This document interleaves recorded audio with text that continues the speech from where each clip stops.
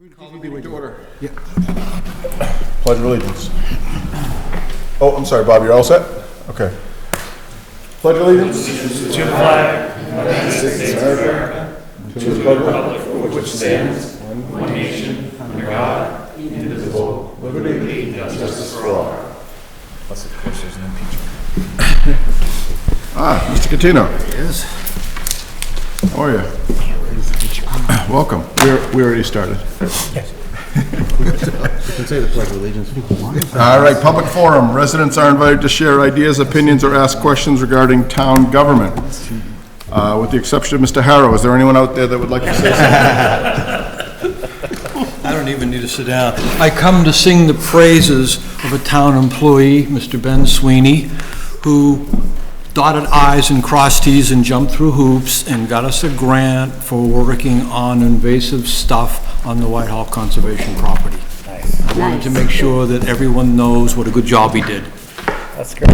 Thank you, Ed. That news is usually bittersweet. Thank you, Ed. Thank you, Ed. In case the people at home didn't pick up on that, the invasive species is bittersweet.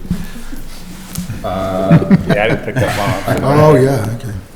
All right, so we will now start with the police department interviews.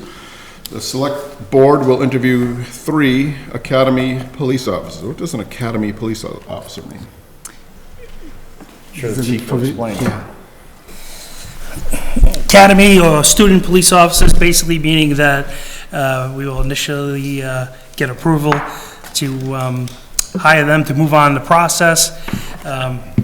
We have 3 candidates, and it's awfully hard around the state to get people into the academy. So we're looking at a time period of May for the police academy, and then once they graduate from the academy, they'll come back in front of the board and be sworn in. So through the chair, Yes, sir. by way of explanation, Yes. I am respectfully requesting the select board to authorize the hire of 1 additional police officer. This will bring the total number of officers at HPD up to 28, including 3 administrative staff and 25 frontline staff. Why the additional officer? 2 reasons. The recently concluded strategic plan calls for additional resources, and there's specific emphasis on the needs that come through the school resource division. Secondly, the budget proposed by the chief through a collaborative process involving the officers in the department calls for the addition of 1 police officer. Therefore, the question is, why do this now if this is being requested in the FY21 budget? Here's why. We already have funds in hand through the Legacy Farms Post-Community Agreement. The 5th Amendment provides for resources to be made available to the town. Why this was done was that the review and analysis of the impact of the project identified that there will be specific public safety needs brought to the town even before the income taxes from that property become available. So the answer is we have funds in hand.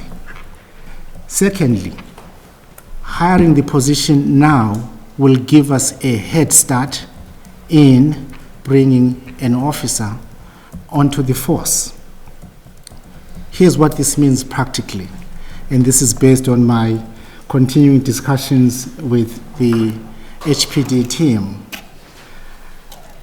Getting the officer to the academy now means that when the schools open next year in September, we will have that school resource officer trained and ready to serve.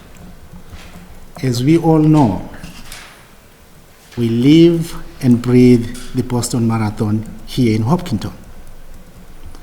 We know very well that planning for the marathon is a long-term labor-intensive process. And thus, having this officer in hand will free up the administrative staff to focus on that very important role. And I've also heard that having an officer in place, trained, will allow our police department to have a minimum of 3 officers for each shift. And thus, I am respectfully requesting that the board authorize the town manager to fund 1 additional officer. Again, the main reason being, the need has been identified, it's been articulated in the budget, we have the funds in hand, and this gives us a head start in getting somebody onto the force earlier rather than later. Thank you, Mr. Khumalo. Chief, the 28 officers, that'll give you 3 officers per shift. Is that plus a sergeant? Or is that inclusive of a sergeant? That will include a sergeant. Okay. But we've increased our ranks in that field to have a great deal, I would say about 80% supervision coverage. All right, so are the applicants here? Mr. Chair, I'm sorry. Yes, sir, I'm sorry. Before we go to the applicants, and I look forward to meeting everyone, I'm just a little confused as to who is the hiring committee for this position. In the past, we have not been the hiring committee per se. We are introduced to candidates after they go through a process, and then we generally say hello and kind of say, okay, let's proceed. But it seems like we're inserting ourselves a little earlier in that process. Good question. Not exactly. As we know, the hiring authority for police officers is the select board. And in this case, thankfully, we have had a hiring process in place to replace 3 police officers. That hiring process went through a written examination, 2 interview panels, physical and background checks, psychological tests, and we are now at that point where the 3 officers identified can be moved on to the police academy. And this is the appropriate place of inserting the board as the hiring authority. Have we done it this way in the past? I believe, yes, I remember one of the recent officers, was it Officer Sanchioni, before going to the academy, came before the board most recently. That's the one I remember. Well, an individual may come Yes. before the board because they have gone through a process, and Yeah. that process has narrowed it to 1 individual. Yes. It's my understanding that's not where we are tonight here. Yeah, we have 3 officers because we have 3 vacancies. So that translates to 1 officer per vacancy. I'm only getting further confused, Mr. Khumalo. Yeah, So we that's have the 3 officers before us this evening. Yes, We have 3 open positions, is that correct? correct. But we're only going to hire 1 We're officer? going to hire 3. 3. Why did I think we were hiring 1? I did too. We already hired 1 Yes, remember, we already hired Jessica. 1. Yeah, a few weeks back. I don't know if you were here. I was Wait. not here, okay, so that explains some of this. I Exactly. was not here for that meeting, I had to oh, step out. yeah, Okay, so we hired 1 then, Yep. yes, and we have 3 additional applicants. yes, And We have 3 hiring 2. additional positions. yes. So we have 3 and 3, Mary Jo. Okay. Okay, that's where I was off a little Yeah, too. that's it. And those 3 that we're going to talk with this evening, they've been through the hiring process that I thought we would typically have outside this room. Exactly. Okay. As I say, starting back Okay, so from, now it makes sense. Yeah. Great. Yep. Thank you. As always, you've clarified my thought. you're welcome. So, Chief, do we have all 3 here? Yes, we do. All right. So, Mr. Khumalo, I have not been part of something certainly as a chair, or even as a selectman, board member, however you'd like to say it. So what we'll do now is we'll call the first applicant. Yes, and We have our packets in front of us. yes. So, who do we have? We have Brittany Firth. Yeah, Brittany first, and in your packet, we have 5 questions, 1 question per board member. Okay. And then we have John Gardina. Is it Gardina? Is that the next one? Yeah, that's Yeah. correct.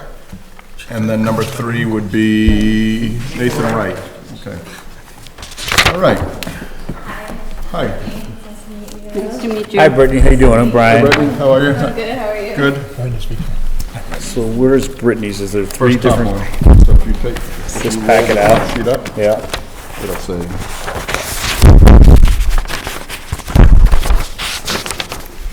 Mr. Kamal, these are personnel matters, so these folders are going back to you at the conclusion of this discussion. Is that correct? Correct, yes, and Okay. your written comments will become part of the record in the personal So notes. anything written on here is in that, Yep. right?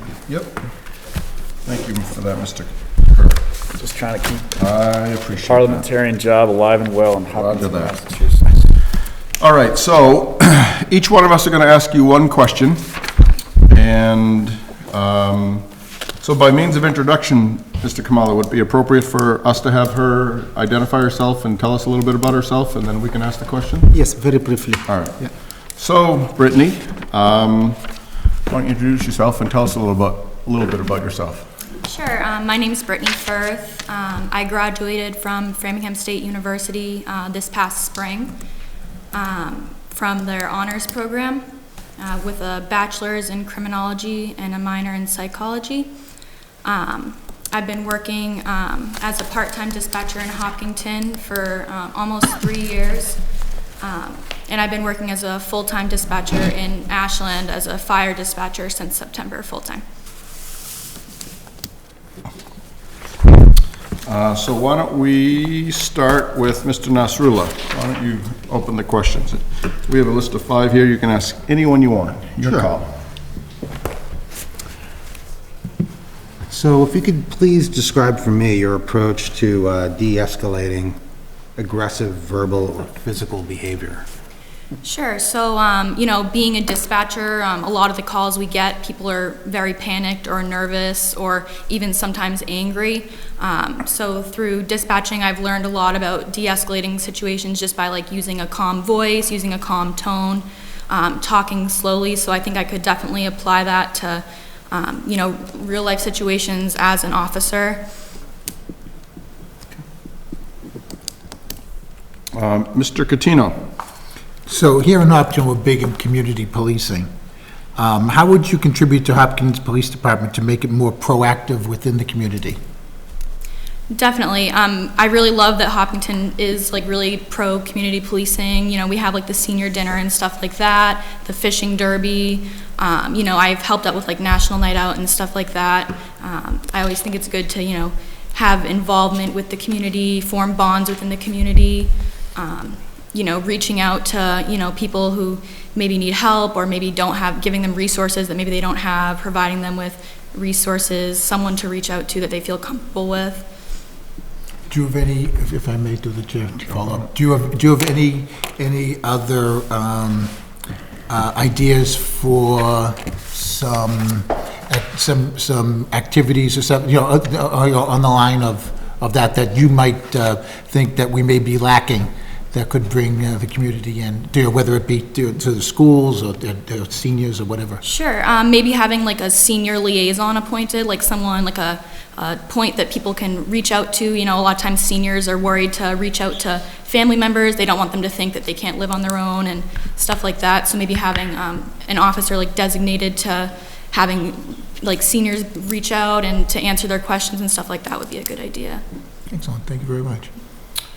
Mary Jo. Well, I just want to go back for 1 minute. You described your approach to de-escalating, and you talked about your approach to dispatching. How about face-to-face, one-on-one?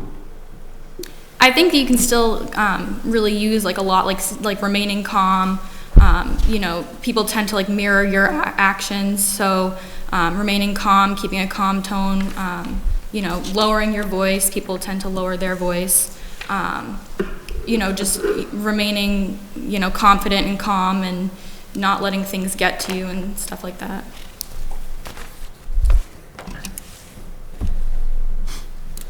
Okay.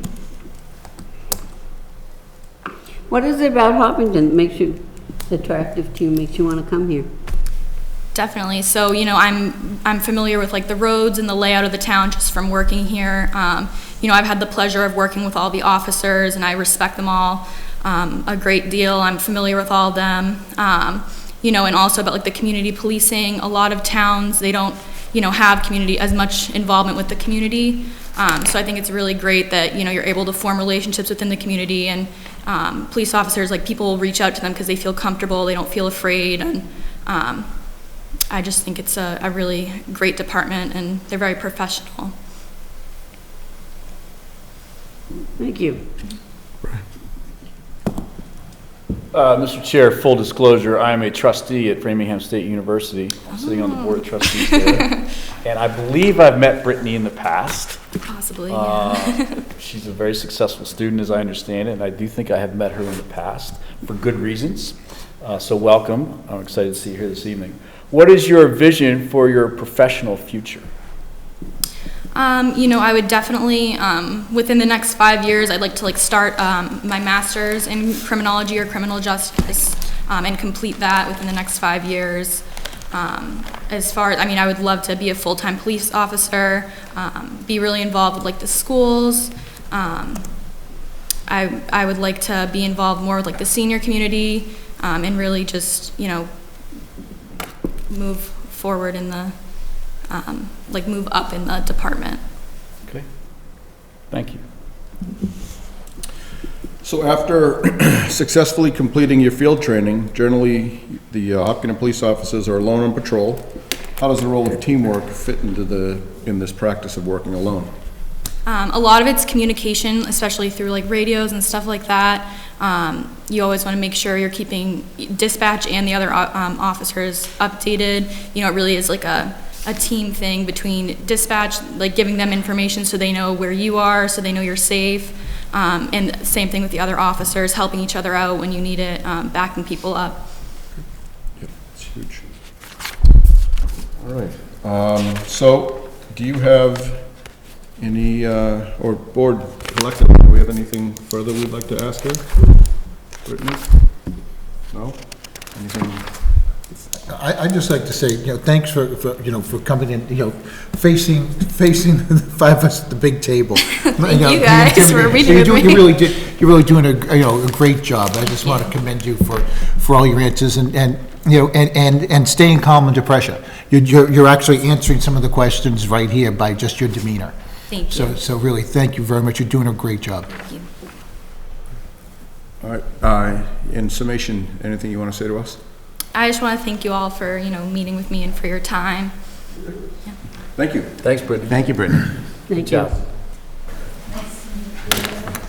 Thank you. Nice to meet you. Good luck. Take care.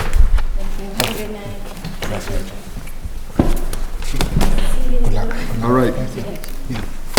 John Gardina, is that who's next? Yep.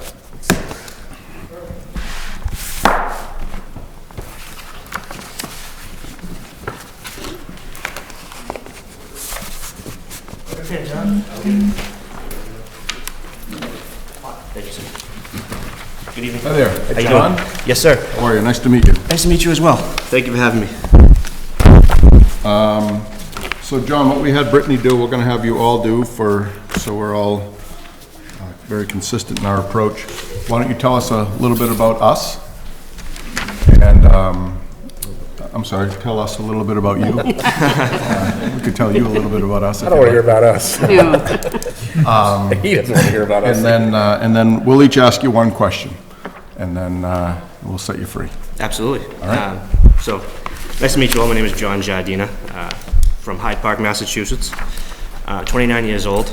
My recent experiences have allowed me to become a special state police officer at Boston University Medical Center. Once I obtained that certification from passing the intermittent reserve academy, I was also able to become a specialized bike officer, a field training officer for some of the new recruits, as well as a dispatcher. I might be biased, but I personally feel like the environment that hospital is in is a place where you can really obtain some of the best experience I possibly could, seeing as it's, in a renowned location also called Methanol Mile, the Mass Ave, Albany Street area. You're faced with a lot of different situations. You communicate with a lot of different walks of life. all while also, protecting the campus, the faculty, the staff, the students, and most importantly, the patients. So that's what I have been doing. And, I'm looking forward to this opportunity to hopefully join this department, join this community, and be a part of the Hopkinton. So you went to Curry College, Arlington Catholic. Play any sports there? I did hockey, sir. Is that right? Yes, sir. Okay, here we go. Not much of a hockey guy. Skating part, anyway. Rob Davies your coach by chance? Was he still there then? He was. Winthrop, Boston University. Yep. All right, so, like I said, we're gonna ask a couple of questions here for you. So Mary Jo, why don't you start us off next? Any one, Okay. not the same one. Gonna mix it up. I'm gonna make you read them all. Well, I wanted to know was what we read the first time, the last time, was, would you describe your approach to de-escalating aggressive or verbal and physical behaviors in Sure. interaction? So, that's something that we faced a lot in the Boston University Medical Center area. And I think, first and foremost, when you go to a scene like that, you want to make sure that everyone is safe. You want to make sure that the two parties involved or the party involved doesn't need any medical attention. But when you approach somebody, you want to try to come in at even keel. You don't want to come in too hot. I've found from not only the Reserve Academy, but also my work experience, that when you come almost like at a approachable basis, you can always move higher if needed. So you want to kind of find a middle ground and see, sir, ma'am, can I help you? What seems to be the problem? Or what transpired? What do you need help with? When you have that approachableness and that mentality, I feel as people will kind of find that common ground and slowly try to trust you.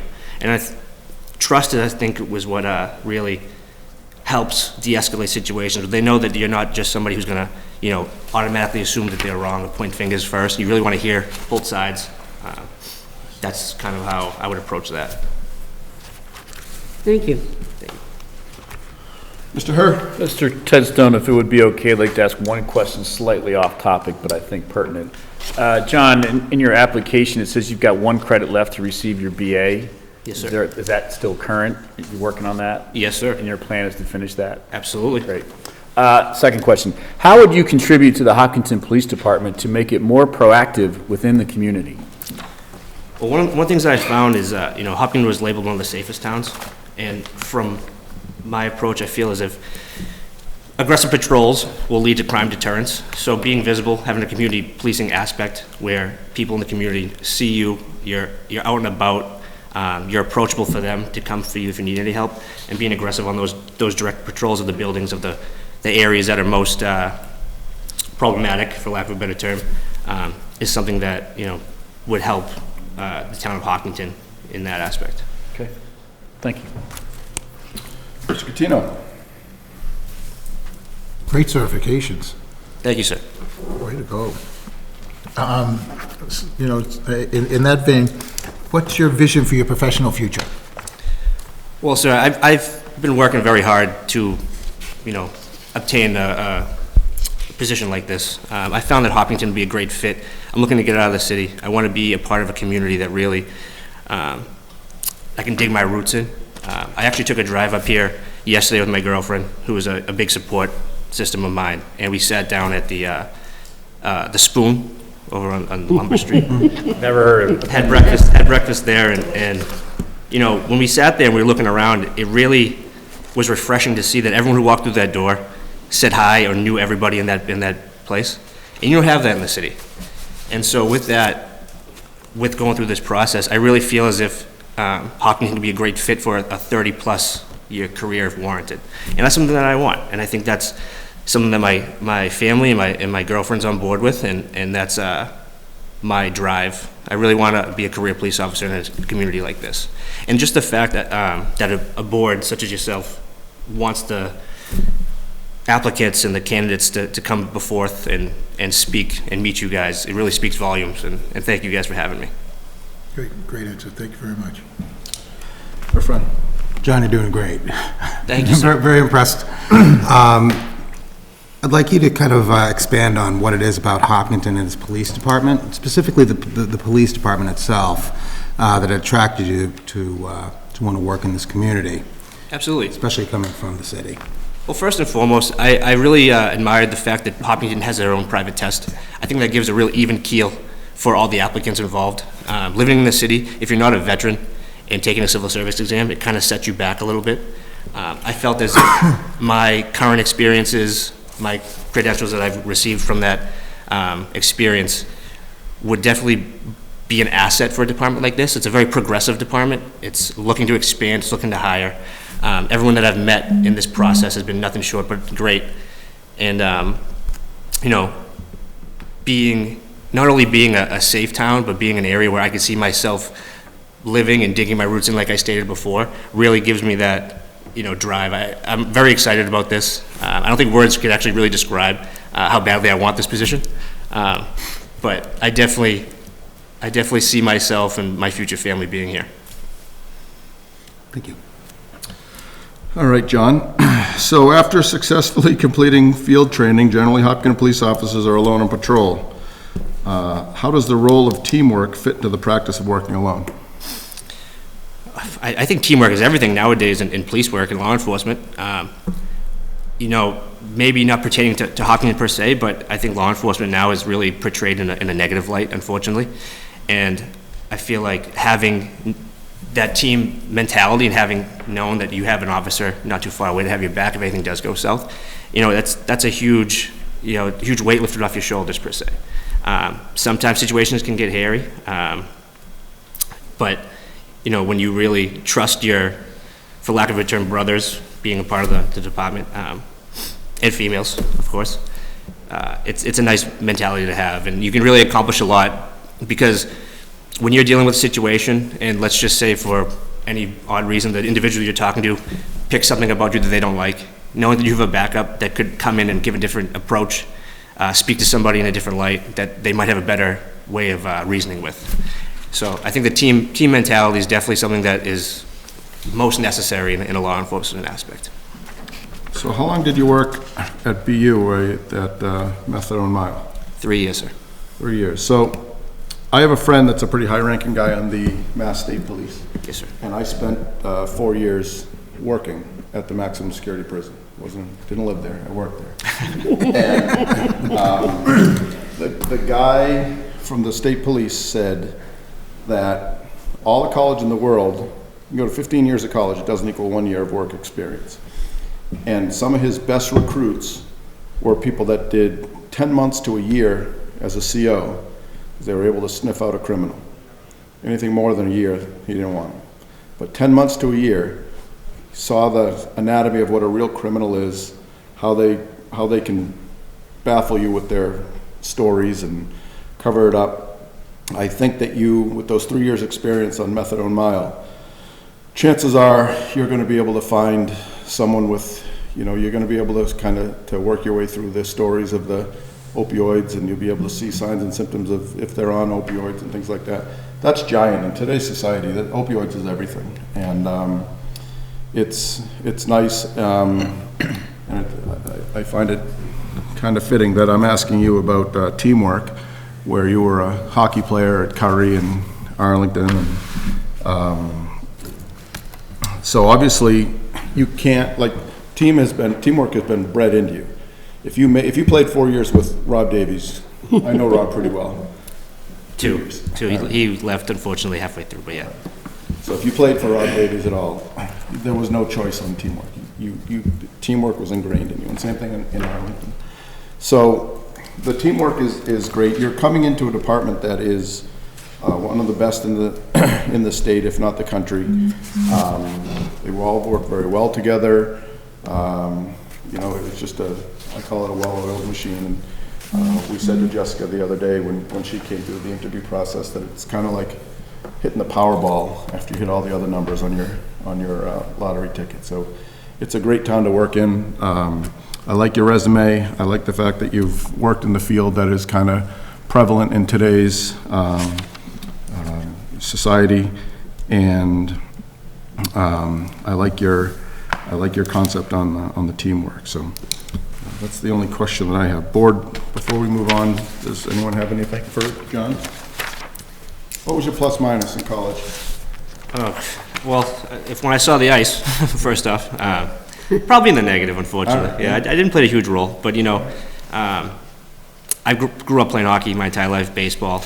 I'm also the oldest of three, so I feel like I've always taken on more of like a leadership and parental role with them, given my my family dynamic. So I feel like I can definitely bring a lot to the department when warranted. So thank you guys again for allowing me to come out here, and it's very nice to meet you all. Thank you. So it's one more class for that BA, right? Yes, sir. Well, test out, sir. I'm sorry? It's a test out, sir. Test out? Yes, sir. But you're gonna get that done. Absolutely, sir. Don't call him sir, it's gonna go right to his head. All right, John. Thank you, John. Appreciate Thank you all very much. All right.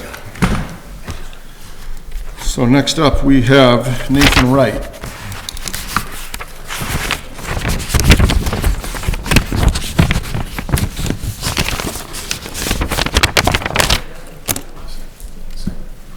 Nathan, how are you? Very good, sir. Have a seat. Thank you. Welcome. So, Nathan, we're all going to ask you one question, and before we ask the question, we've asked the other two applicants to go ahead and tell us a little bit about themselves. We'll ask the question, we'll close, and then we'll set you free. Perfect, sir. All right? So, obviously, my name is Nathan Wright. I have a bachelor's degree from Fitchburg State University and a master's degree from the University of Massachusetts Lowell. I've also graduated a Reserve Academy from Boylston in 2016. I've been in the Army for about 8 years. I started off as an enlisted soldier as a forward observer. After about 3 years, I commissioned as a second lieutenant in the 181 Infantry from ROTC. 101? 1A1, excuse me. So, after I graduated, I did a few security jobs, various unarmed, armed security, and then I deployed in 2017 to 18 to Egypt, where I led a platoon of soldiers on a peacekeeping mission. Basically, what we did was we kept the peace between Egypt and Israel. After that, I came back and began a job at the College of the Holy Cross as a police officer. I'm married. I have a wife. We've known each other since high school. Well, we've only been married for about 7 months now. Dated since March 2015. I live in Worcester, no kids, and hopefully one day I'll get a dog because they're awesome. Yep. I have a few hobbies. One of the weirder ones is I actually kind of like ferment foods. So I just started fermenting hot sauce and sauerkraut. My platoon sergeant actually got me into it. It's not something that's pretty common, but it's a neat little thing. You gotta kind of watch this stuff. There's a little bit of science involved, so I like doing that. What's the benefit of fermenting hot sauce? So, actually it has really good flavor. The flavor is really well developed after the peppers ferment, and if you don't add vinegar to it, you get a probiotic effect that's good for your digestion. So you're saying if I put fermented hot sauce on my chicken wings, it's healthy? Yes. Perfect. That's my justification. I like to have your Yeah, we're actually, that's my wife on Sunday, huh? All right, so Mr. Catino, why don't you start us off? Okay, all right, oh, shoot, that's what I wanted to ask. 1 second.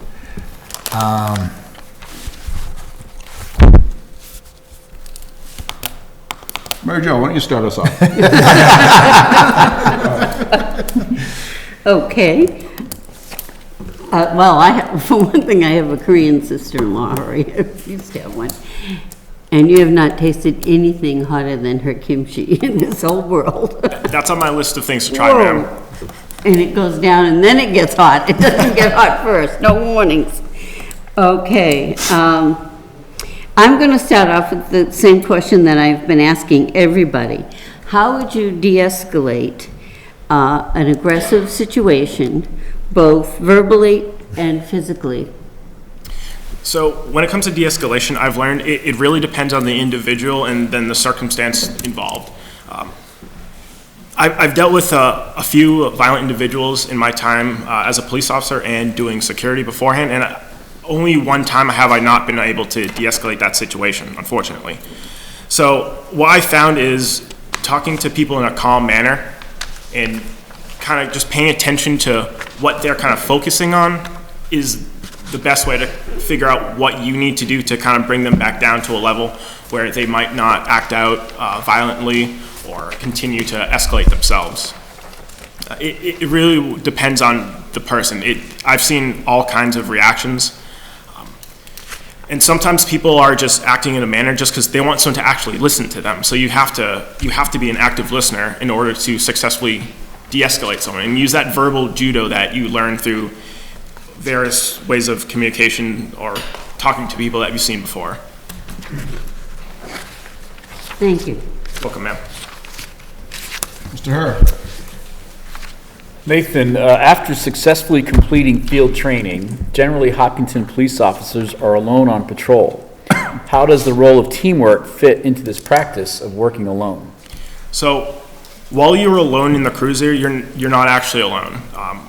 You still have your fellow officers on the road, and if you need help, you know that they're going to be coming to aid you, and if they need help, you'll be going to aid them. So while you're individual in the cruiser, you're not actually alone because you have your entire team on shift with you, willing to help you and you willing to help them in any situation that requires it.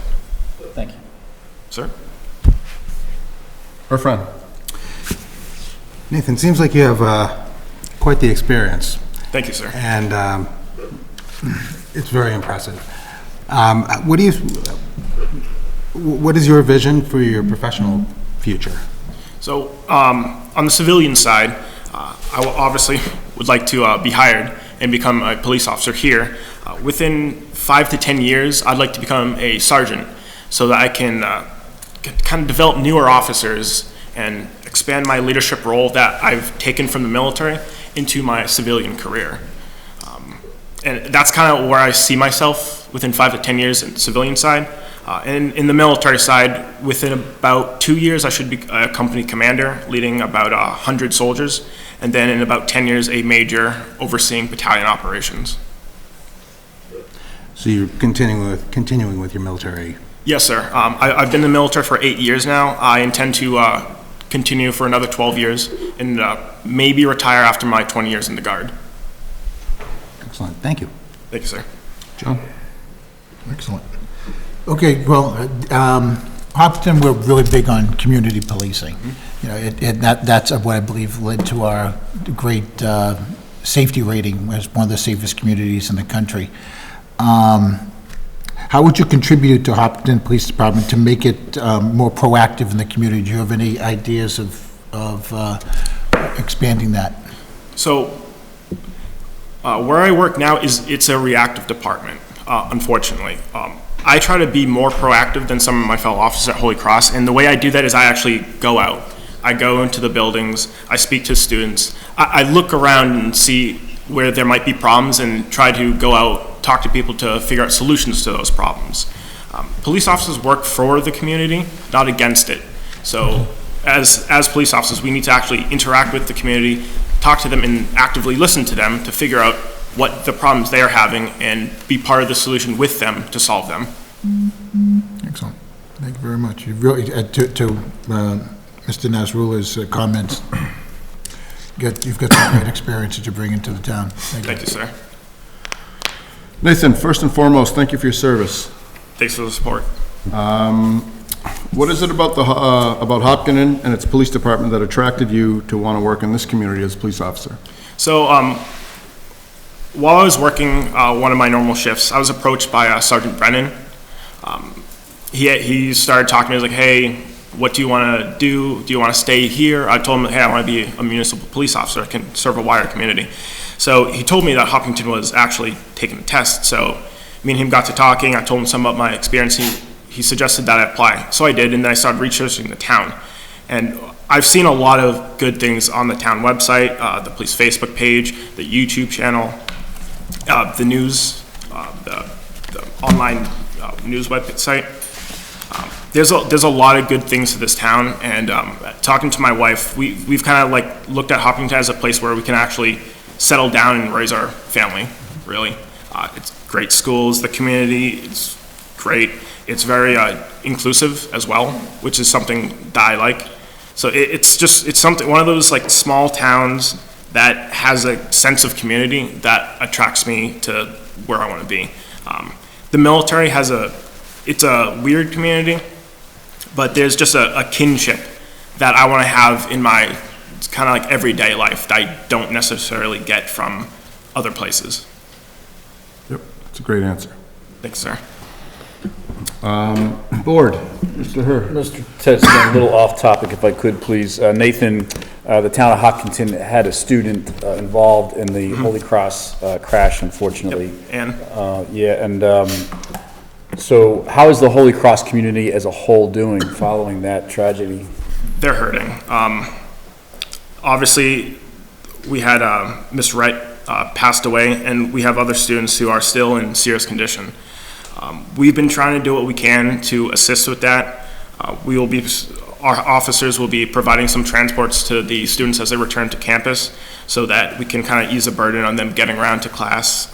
We have our therapy dog, Gracie, Golden Doodle. She's not fully trained yet, but we've been bringing her out into the community, to the students, so that they can kind of get a little bit of comfort in that. And the Holy Cross Alumni Committee has actually done a lot for those students as well.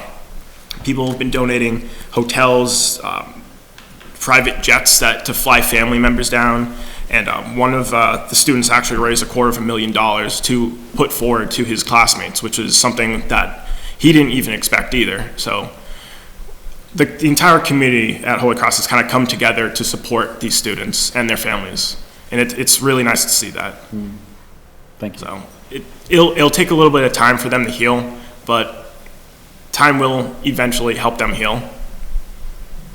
Sometimes when I don't consider Worcester or Holy Cross to be a quote small community, but sometimes it takes sentinel events such as something like that, or if something happens here, you see where everybody kind of pulls together and gets along, puts all the petty stuff behind them and sees things for what it is. So it's nice to see that when a sentinel event like that happens, your department and your community at Holy Cross pulls together, and that you notice that and kind of foster it. So. And if I may, Mr. Chairman, you answered the community policing question right there. You had all of those ideas right in your head, so you've great follow-up. Thanks, sir. Mr. Khumalo, move us forward, please. Thank you. Again, through the chair, Nathan, thank you for your service. Yes, sir. Thank you. Yeah, at this point, if the board is so inclined, respectfully, the chair will entertain a motion to sponsor Brittany Firth, John Giardina, Nathan Wright, to attend Police Academy training, and to appoint Brittany Firth, John Giardina, and Nathan Wright as full-time police officers upon successful completion of the academy. So moved. Second. Further discussion? Mr. Cavallo and candidates, please don't take any of these questions personally at all. It really is not involving me directly. Tell me about the financial piece of this again. I'm a little confused. So we have in our budget for FY20 funds for these positions, correct? Or no? Or those are allocated elsewhere? In the FY20 budget, we have funding for 2 positions. How do we fund the 3rd position? As I said previously, we have now received funding from legacy farms to support public safety. We will, if the board is so inclined, use a portion of those funds to fund the 3rd position. When will our financial obligation for these 3 positions begin? Upon completion of the, correct? No. The town's financial obligation begins at the time the board decides to appoint them, and the town will be funding their positions through the academy process. So that said, oh, sorry, go ahead. So in effect, they come on the payroll now, they're paid while they go through the academy, and when they come out of the academy, we reappoint or finalize the appointment one more time. Yes. And they become full-time officers. Yes. But the financials kick in now. There's 2 of the 3 funded through the budget and 1 funded through the Legacy legacy clause in the HCA, which is a perfectly correct way to do it. Okay, I'm good. So, Chief, what will these guys and girls be doing between now and May when they go to the academy? Oh, so we're going to pay them before they go to the academy? I'm sorry? The academy starts in April. Are we going to appoint them now? So what happens between now and The- April? Yeah, Yeah.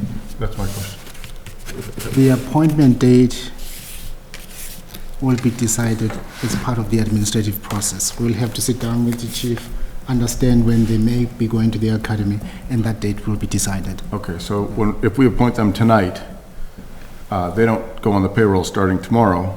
They go on the payroll pending a successful negotiation of probably, the day they go to the academy or something like that, right? Correct. In other words, the appointment will be effective at a date to be decided administratively by the police chief. Okay. Is that in your motion, So, or is that in my motion? so revised. Yeah, so I want that in the motion, please, that Accept. terminology there. And if it's tomorrow, that's fine. I just want to make sure we account for the financials of this so the residents understand where we're at. So it's at a date to be determined through the administrative process. Thank you. You're seconding I that? accept this, second, yeah. So Chief and Deputy Chief, these 3 applicants that we have here tonight, these are the 3 applicants that you think would be best served out of the interview pool that you went through? Yes, they've, all 3 did an excellent job in the written portion, and with the 2 boards, they are down to they were within the top 5. There was a candidate that unfortunately had to drop out of the process, and we hired the other officer at an earlier date who already had the academy. So all 3 are within the top 5, and they're all excellent candidates. One of the things I'm excited about is adding a little more diversity to our police department. With these 3 hires, we'll now be up to 3 females on the police department, which is kind of rare in law enforcement. I thought you were saying you're hiring 3 females. I'm like, that. No. Absolutely. It'll bring the total up to 3. As you all know, we lost Linda Higgins, who was a great officer on our police department, to retirement, and we're trying to Yep, fill her legacy. yep. I saw Linda last week. It was nice to. Is the deputy chief here in on all these as well? He was, you were in interview panel number 2, correct? 2, with the yes. chief? Okay, and you're in agreement with the chief? Absolutely. I think I'm proud of all the candidates we've brought forward and the people that we have on board. We've hired a lot of people and interviewed far more. And as I sat in the audience and watched them, it's just an example of the quality that they possess, and the answers were just so spot on. If this was a first-round candidate, it would be a no-brainer and probably a pre-drawn conclusion that they're going to go all the way. So I already congratulated them, and we're proud of them. So glad to have them. So Dep, as I was sitting here going through the interview process, I was trying to equate it, trying to put myself in this seat when you went through the process. And Well, this was smaller. this was definitely smaller. And I look at these 3 candidates in comparison to some of the all-stars that came on back then. And apples and oranges, my friend, apples and oranges. Nothing personal, you're right up there with them, but I think of some of I'm the, going to stay out of all that. some of the, that's best, that's best.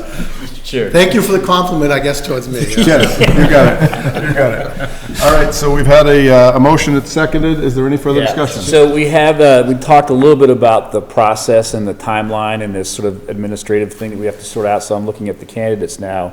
Does that work with everybody as far as we don't know exactly when this happens, but when it happens, that's all good? Right, everybody understands? I mean, this police stuff is new to me in general after 12 years, but still new. So everyone's good? Yes, sir, thank you.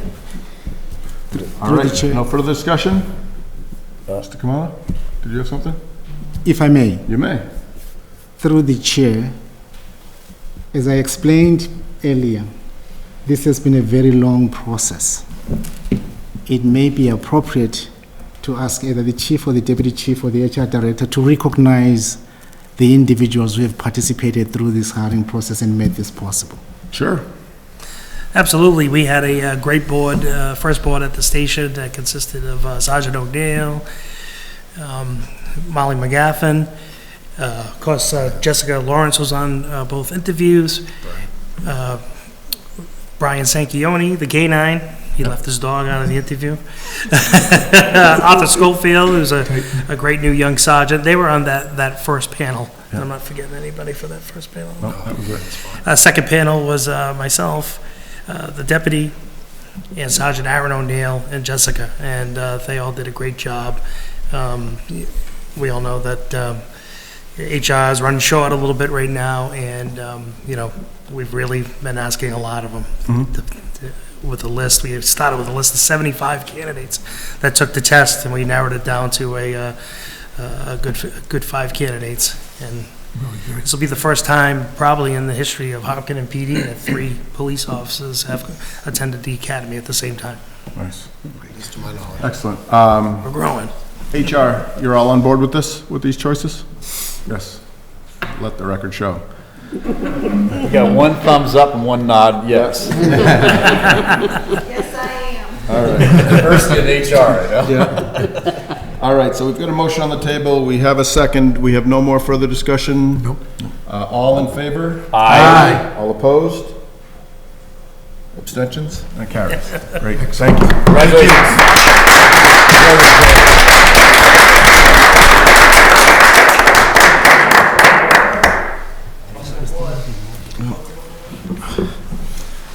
Thank you, guys. And girls? Want to do a picture?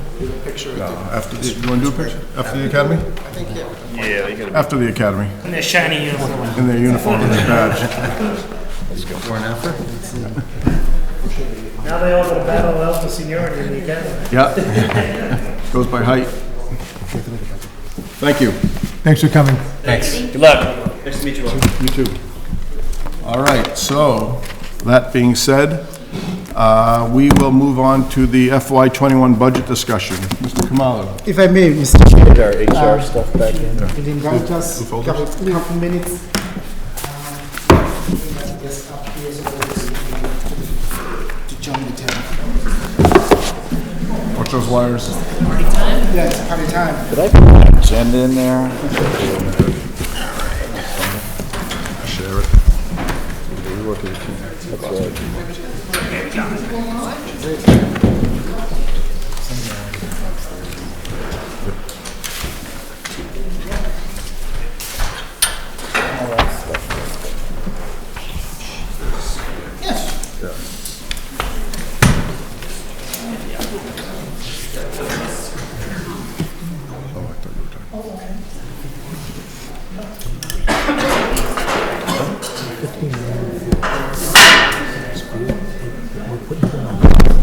Well, we're not putting in 15 million, we're putting in debt service against 15 million.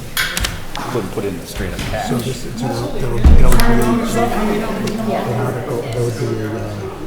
I think he accounted for it, assuming it was gonna go through, but it's still an article, yeah. So they'll have to vote on it. Mr. Kamalo. But we're gonna talk about that tonight, I think. Yeah. What is that? Wow. Okay, thank you. Does this include our school colleagues or no? Sitting next to Tim, what's the deal? Do you want me to take a minute? I'll take it. When the music stops, grab a seat. I love these. They're okay. Excellent. And did you guys have a budget advisory group meeting today? Yes. How'd that go? Towns. Stand the one that rests here. Do we have everyone else represented? Is there anybody missing? Saw it on a mobile device. Don't worry about it.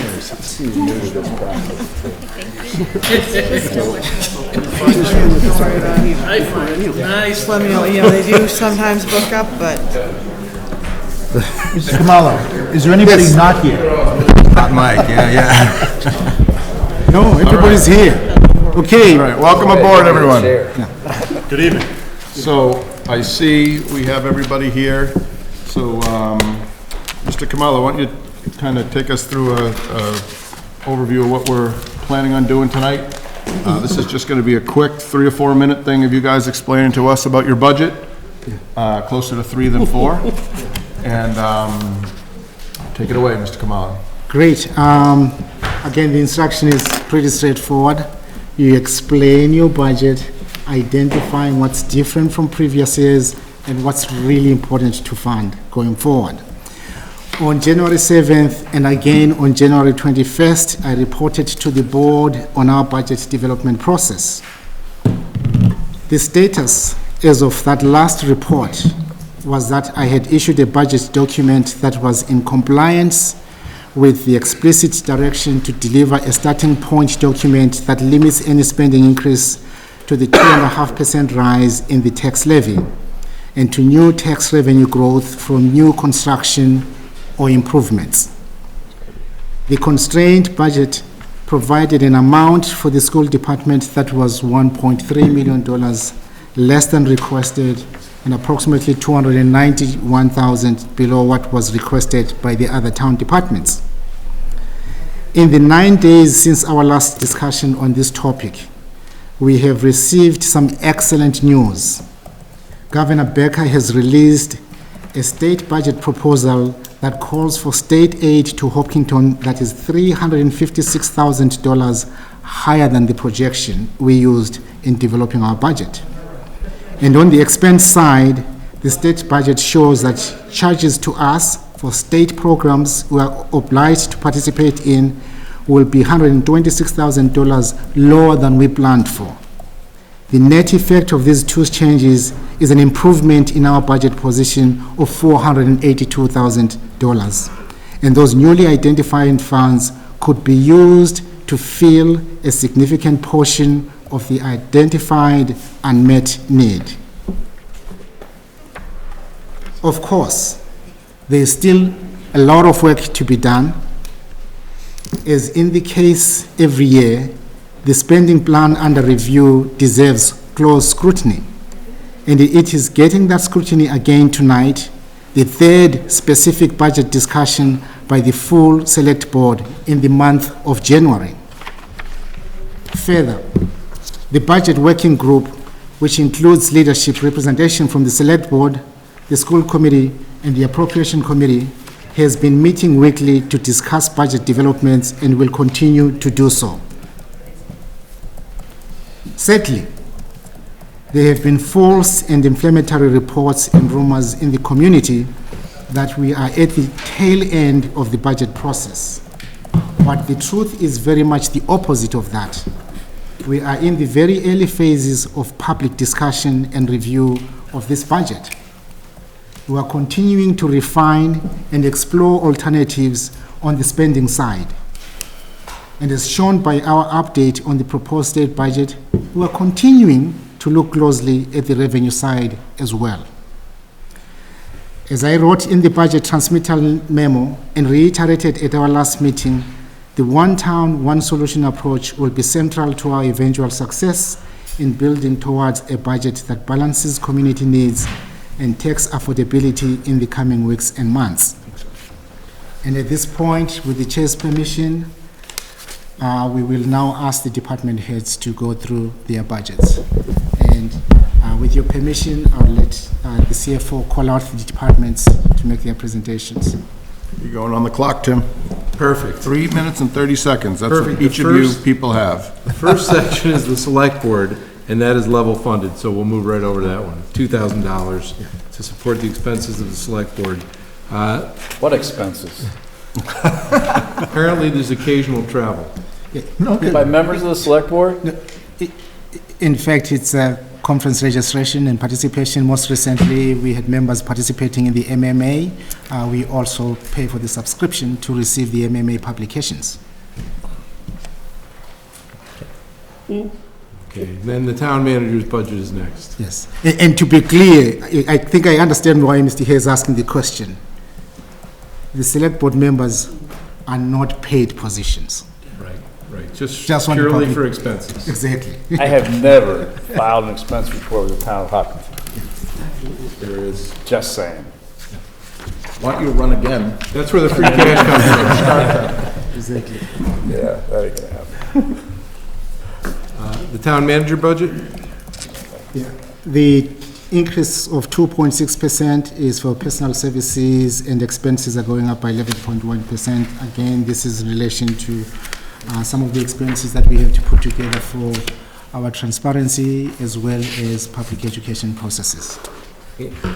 And the document we're working from is enclosure 4 of the budget memo, if you have that with you, which is the line-by-line budget.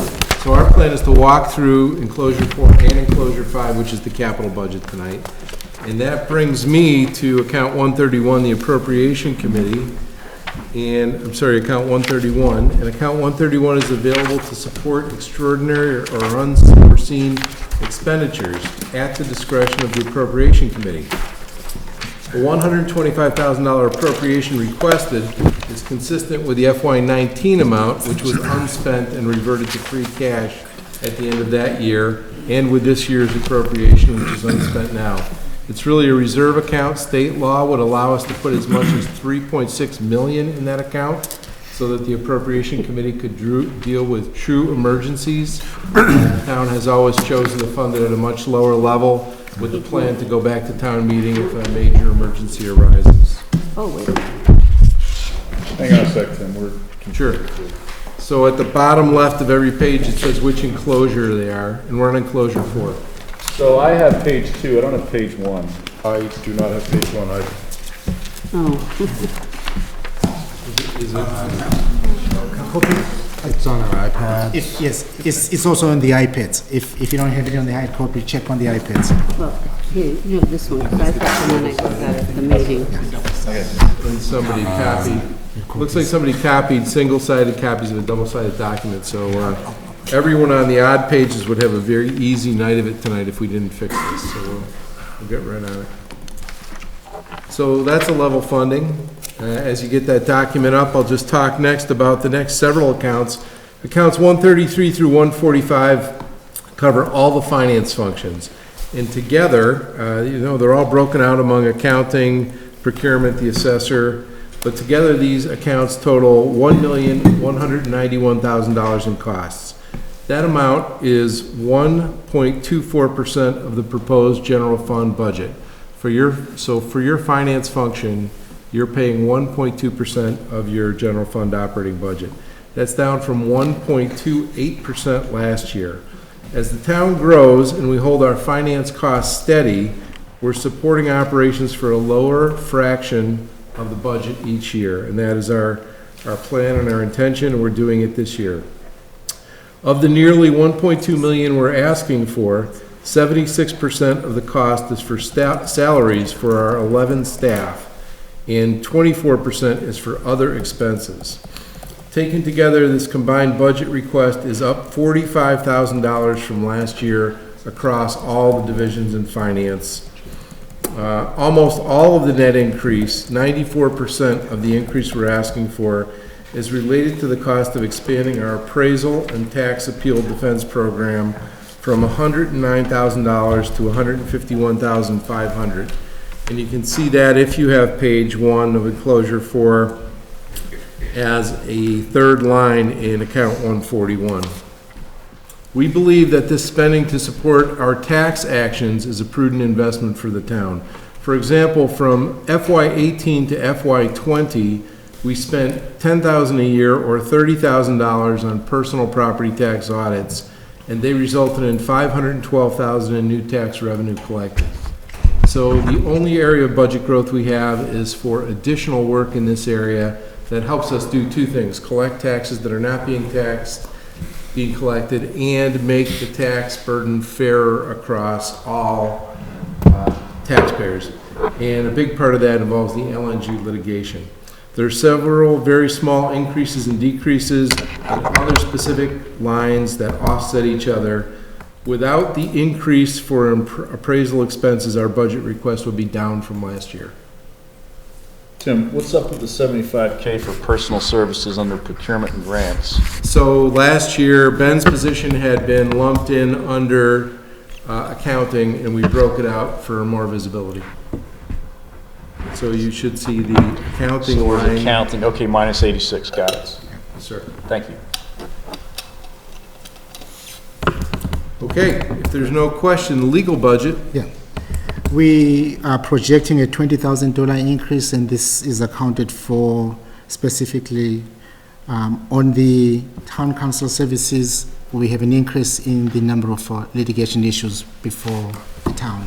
And then on the special labor council, we have at least 3 contract negotiations, one of which we project may end up in arbitration.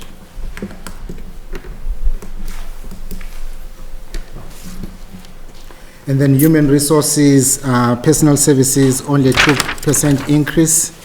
And then the compensation contingency is going down by 35%, and the reason being, you may recall this, last year as we're finalizing the budget, we put the salary for 3 firefighters under the personnel contingency. We successfully secured a grant for that, and we have reduced the contingency by that amount, 175,890. Mr. Kamal, if we can Yes. go back a little bit for 1 second. Tim, so you have some of your colleagues here with you this evening? Yes, sir. This is, so for those of you that are new to this should be a free-for-all, not a total free-for-all, he'll go crazy, but a free-for-all of ideas, and if somebody has a concern or an opinion, now is the time to raise your hand, okay? That doesn't mean we're gonna solve it tonight, but we need to know if any individual managing a group or a department or a piece of a department or any of that, if you have an issue, now's the time to get it on the table. We want this to be a very collegial, wide-open thing. So Tim, for your team, which encompasses a couple of folks, do you guys feel comfortable with what he's projecting or what he's talking about for these various budgets? Yes, sir. So you feel good about it? Yes, sir. Nothing's missing, like, it's gonna be a problem for us going forward.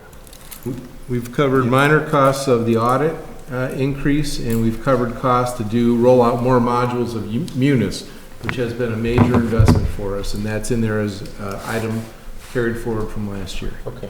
And we're probably gonna do this again at some point between now and May, but it's just, just want everybody to feel free to just say, no, that's crazy, I don't wanna do that, and raise your hands. You know, and I'll invite John Neese, who's sitting in the back, to comment. He's the one who has the increase in the assessing, and is responsible for supporting our position in these tax cases and the appeals that we have to fight. Anything to add, John? Nope. Okay. Good. Moving on. Human resources is good? There's HR? Yeah. I gave the update on HR. Okay.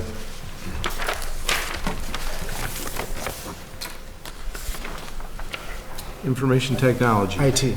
Josh.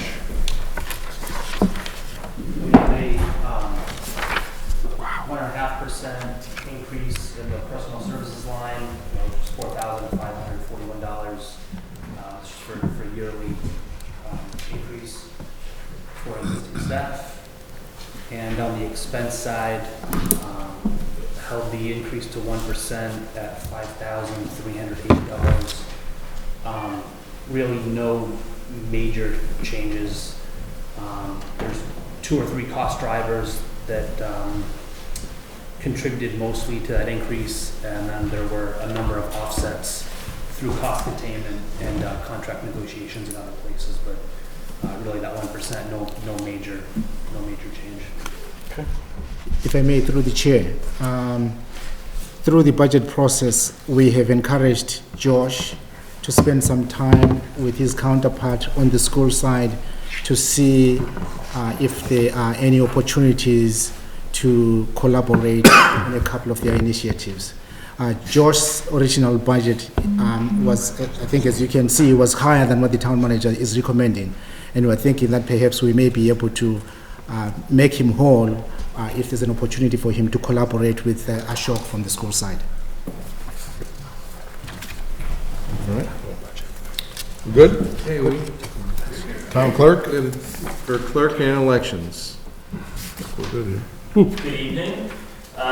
So, as you can see with town clerk side, we have a decrease in expenses. We did find a few efficiencies over the course of the year. I like to find myself in finding little things we can do to make things a little bit cheaper, including more electronic transmission of notices and things like that. The slight increase due to personnel services, 1.4, is just due to stipend potentially coming online for for employees, including myself, the potential of having my certified Massachusetts municipal clerk status within the next fiscal year. As for elections and registration, as many of you have heard from me before, when it comes to elections, budgeting for it is kind of like a roller coaster. You have the years where you're just going to have a town meeting and a town election, and then you have the years where you're going to have primaries and presidential elections and early voting and everything else in between. Special town meetings, That as well, and special town elections. and special town elections, Monday, 7 a.m. Yes, please remember to show up. often. So if you actually look and see the numbers from FY19, where we also had a similar number of elections as we're going to have for this coming fiscal year, it's very close in number. The reason that there is a slight increase from that year is primarily due to the increase in the minimum wage. Sir? Connor, your position is voted on at town meeting to set the annual salary of elected officials. That's You're it? correct. That's the only elected official in town that gets paid. That's correct. A full-time position. Does this budget anticipate a passage of an article that you're considering? Yes, it would anticipate a passage of an article and of roughly about a 3% increase, but is obviously open to town meeting to decide whether or not they deem me worthy. But that number's in here, so it won't be a surprise. Yes. Thank you. Okay. So your election registration, you're there too, right? You covered that? Yep. Land use? On the land use side this year, there are no changes to positions or programs or services, so it's level service with an increase in personal services due to merit raises from this current year, and we have blessed with longtime employees who are still grandfathered under the longevity portion of our handbook, and so there's a little bit of that as well. Something? How are we doing on the 51E and a half, whatever that's called? Is that well-funded and that covers a lot of stuff for us? Actually, two of our positions, their salary is solely funded from the building permit fees and not under this budget. Right, so that's separate? Right. And that's whole, it's not gonna be a problem, we don't That's have correct. to move anything around. Good. Anyone here from the trail committees? I don't see anyone. Green committee, there's nothing. Zeros across. It's new. No one from trails, okay, good, moving on. Town hall? Yeah, in fact, if the board has any questions on the trail committees, Elaine, the assistant town manager, may be able to answer those questions.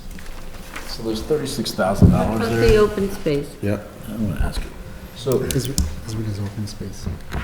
What is the open space? So this year, Open Space is proposing to do some maintenance on property under their control and management. They haven't done that before, but they feel a huge need, as you saw Ed earlier tonight, talking about removal of invasive species, cleaning up the properties, doing some trail work. So they are deciding to take on some management responsibilities that they have had, and finally putting some effort into it. Same goes for the Trail Coordination Management Committee. They are taking on the management responsibilities that Upper Charles did before. So it's being passed on to the TCMC, and Upper Charles is just going to focus on creation of the Upper Charles Trail. so I'm a little confused about those numbers though. Upper Charles has got a $2,200 variance, $2,300 variance downward. And the Trails Coordination Management is kicking in 36, which is his first year really, right? So Upper Charles is still getting $50,000, correct? They're spending that on basically design and engineering for the Upper Charles For Trail. the Upper Charles. And then we're adding to that the new organization, the $36,000 for that organization, correct? Some of that comes from the Upper Charles, but it is new expense. And Jane's good with her number? In fact, through the chair, leading to the formulation of the budget, Elaine and I sat down with the chairs of all the three committees, and we went through the budget and distributed it as is shown now. And Peter's good with his number? Peter is good with his number, Jane is good with his number, and open space are good. Town hall? You done? Town hall? Yeah, again, no change in the expenses. Okay. Other general government? No change in the expenses. We got a $40,000 increase in water enterprise and fire protection. Right. Yeah, that's the transfer from water enterprise to fire protection. From what? Yeah, it's the transfer from the water enterprise for fire protection. This is the long-standing discussion regarding some payment that was arrived at several years ago. It's to, Yeah, as I think you were saying, it's to the water enterprise for hydrants. yes, So the general government pays the water enterprise a per hydrant fee for all the hydrants in town to support that as a public service for fire protection, which shouldn't be borne by the people who buy water to make coffee and take showers. So the hydrant fee is separate, and the rate per meter was set several years ago. And this year they did a census of the hydrants and found out we have more hydrants than we thought we had. And that's why this amount is going up. Is that right, John? Absolutely correct. So water enterprise, which is a separate form of taxation through the water enterprise fund for ratepayers, right? Right. That's gonna have an increase in pressure upward to cover this $46,000, is that correct? It will receive the the opposite. $40,664 from the general fund into its revenue A stream. water enterprise gets the cash and the town funds pay that cash. Correct. So that's why it's a $40,000 increase on the budget line. It's a $40,000 increase, as Tim said. We went out and we did a GPS location of all our hydrants, and we discovered that the actual number as opposed to the number that's been. So it's fair that estimated all of over us the are years. paying into the water enterprise for that. I agree. Okay, makes sense. Good. Police.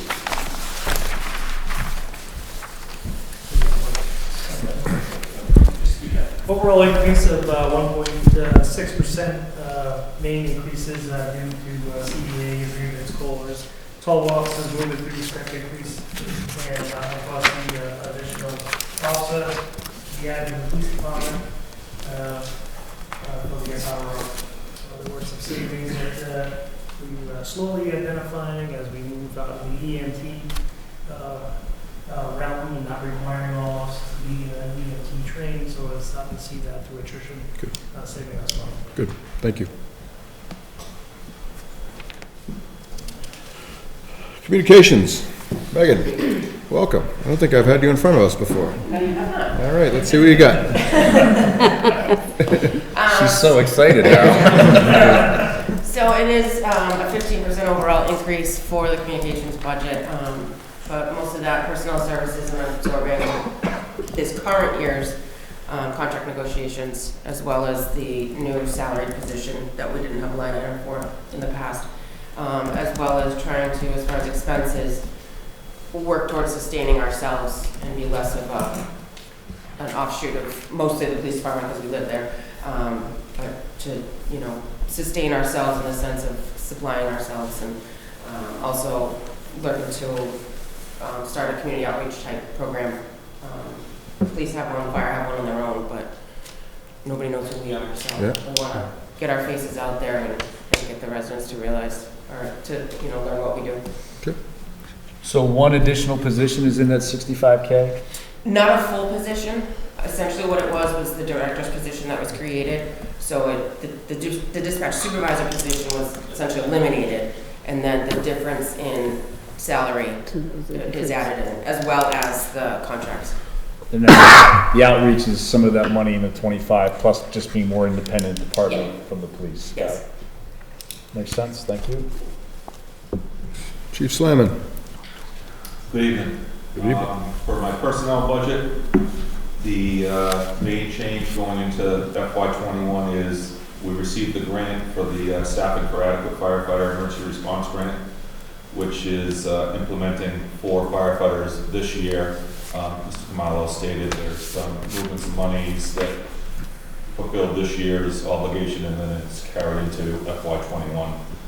It fits the plan that we talked to town meeting about. There was 3 in last year's and 1 proposed for next year's in the data that I proposed to town meeting. So we have all 4 as part of the grant, which thanks to a lot of hard work between Ben and my deputy, it gets a 75% was Ben reimbursement on the 75% 75% reimbursement for the 2 fiscal years and then 30% for the last fiscal year. So it's about $500,000 of cost that is covered in that piece of it.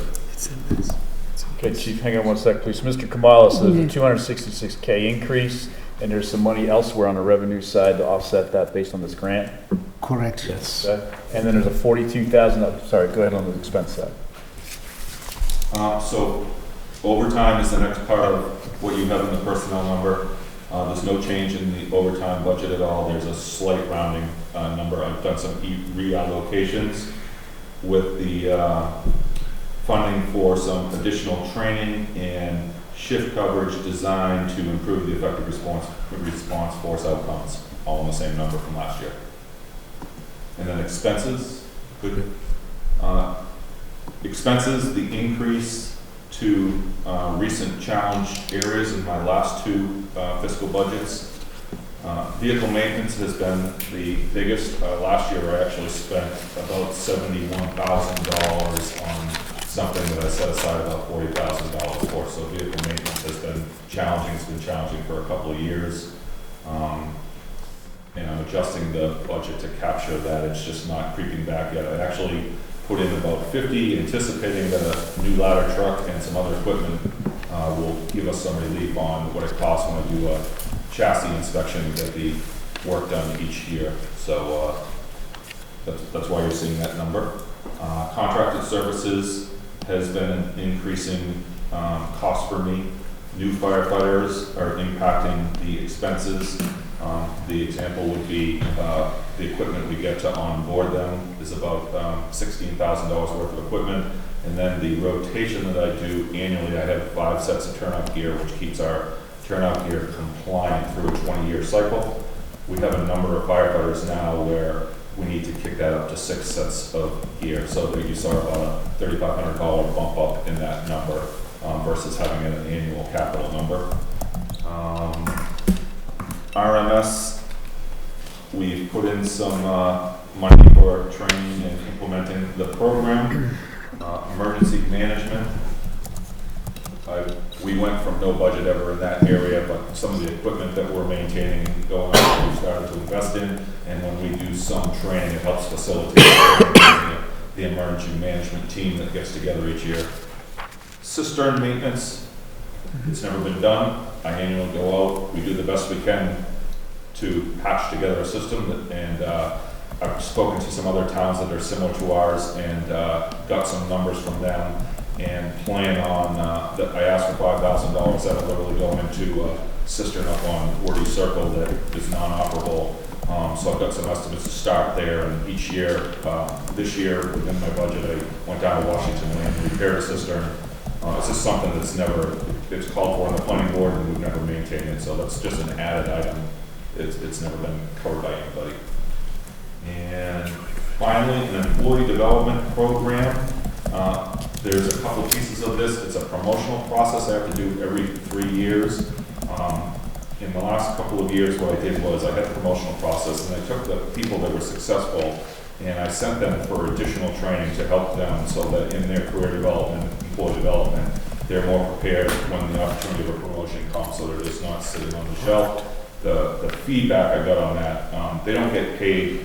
I paid for them to travel to FDIC for instructor training.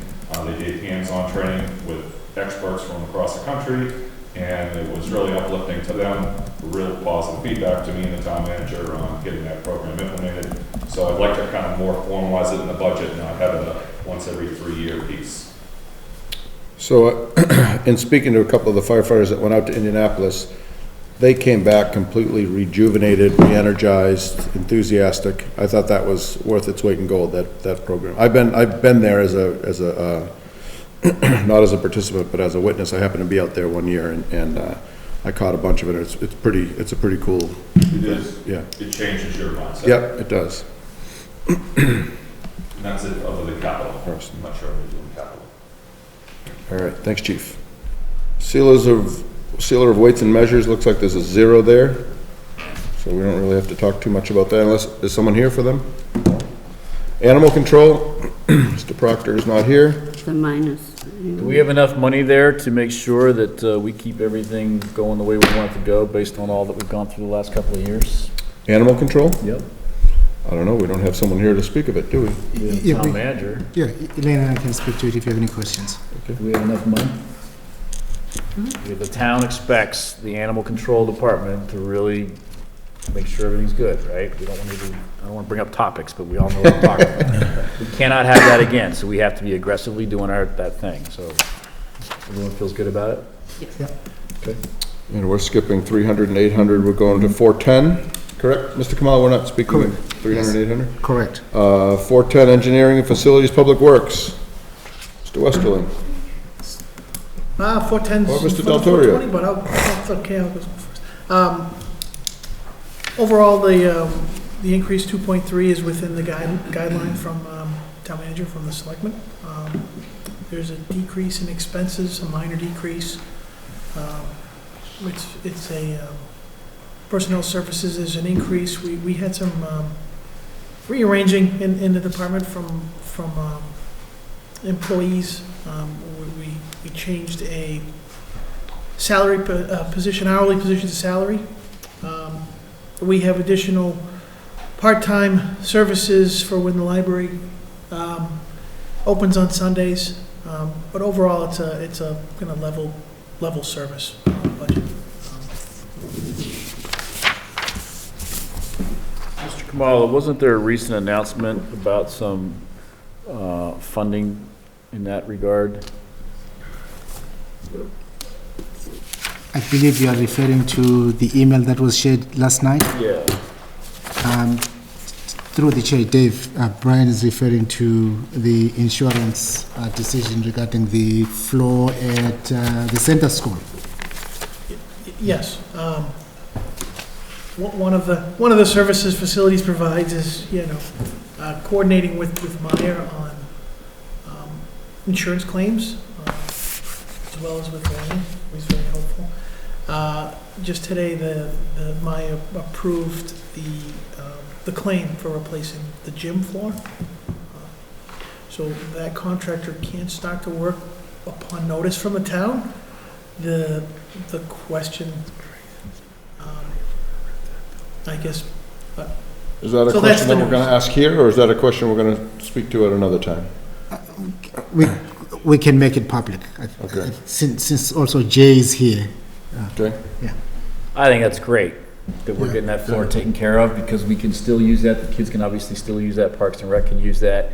And Dave, you've been through hell and back here in the last 6 months. And to pull that off at the same time you did everything else with the corridor project, you're doing a fantastic job. And I spent a lot of time with Dave Del Torrio here the last few months and really was very, very impressed with everything he's done. So I'm glad you got that done too. That's great. Great news. Thank you. And overall, what I'm trying to do is, the cost per square foot for custodial services, really the caretaker of the buildings, has pretty much maintained from fiscal year 16 to 20, 19, from fiscal year 19 to 20. The square footages of buildings that facilities maintains has doubled. It's gone from 100 to 200,000 square feet, with center school included in there from last year. So we're maintaining the same service in these buildings and that kind of, trying to rearrange some of the positions. And we added a second shift custodian this year, which also, it saves some money with custodial services at the DPW. But it also, we've also been finding town employees provide better service than our custodial contracts. So overall, it's been a little bit of an increase in service, personnel services, but we're maintaining the same level of service. And we're also working with the town manager for a strategic plan for the facilities department, so the town engineer can get into a little more town engineer stuff. So. And through the chair, if I may, it needs to be said, through the collaboration between John and Dave, the second shift custodian is also the town's recycling attendant. So it's serving two purposes. Good job on the custodial side as well. You good? I am good. All right. There you go, Dave. Public Works Administration.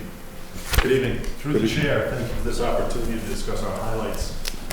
What we find for the big changes in our operating budgets, we're looking at a $10,000 increase in our equipment supplies budget to replace a mower that's used in the parks and cemeteries. We are asking for a $10,000 increase in our highway maintenance supplies budget to purchase a coal planing attachment for our Holder tractor, which will reduce the time necessary to patch our roadway pavement and reduce our costs for man hours and materials. We have an increase to represent the increase in fuel costs. Our pavement management program, we are asking for an increase of $50,000. And the engineers recommend an investment in our pavement management plan to maintain or improve our pavement condition index, or our PCI, and to reduce our backlog. Last year, we invested $1.15 million in our pavement management plan, and the result of not approaching the engineer's recommended level is that our PCI dropped from 73 to 70. We are requesting sufficient funds to invest the minimum recommendation of $1.2 million when combined with our Chapter 90 funding, but this will still result in a pavement condition index decrease. It would require $300,000 of additional funding to maintain our PCI, our pavement condition index, at 70, and an additional $800,000 to bring our PCI back up to 74. So we're looking for the minimum recommendation, but we're still going to see a minor decrease in our pavement condition index.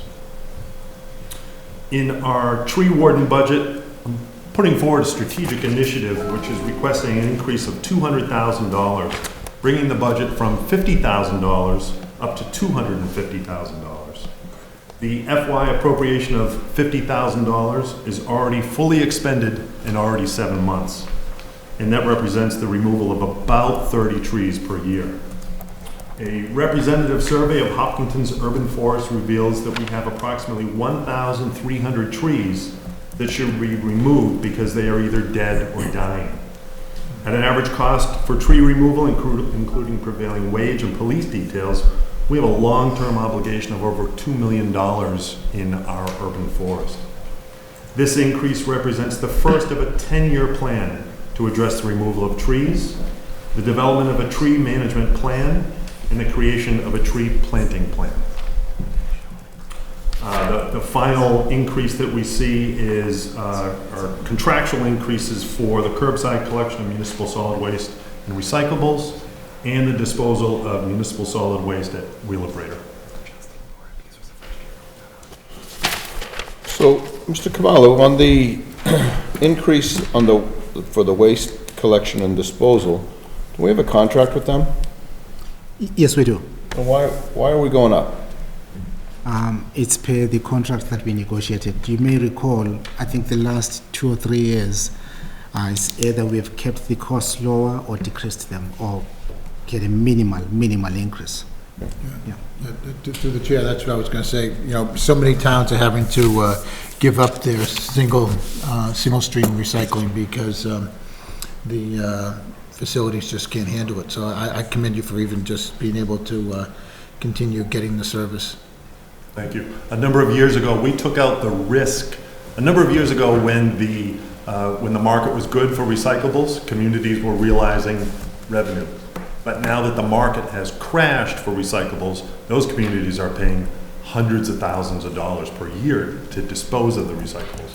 We took that risk out, so we are market neutral when it comes to recyclables. So that's why we're only seeing contractual minimal costs per year.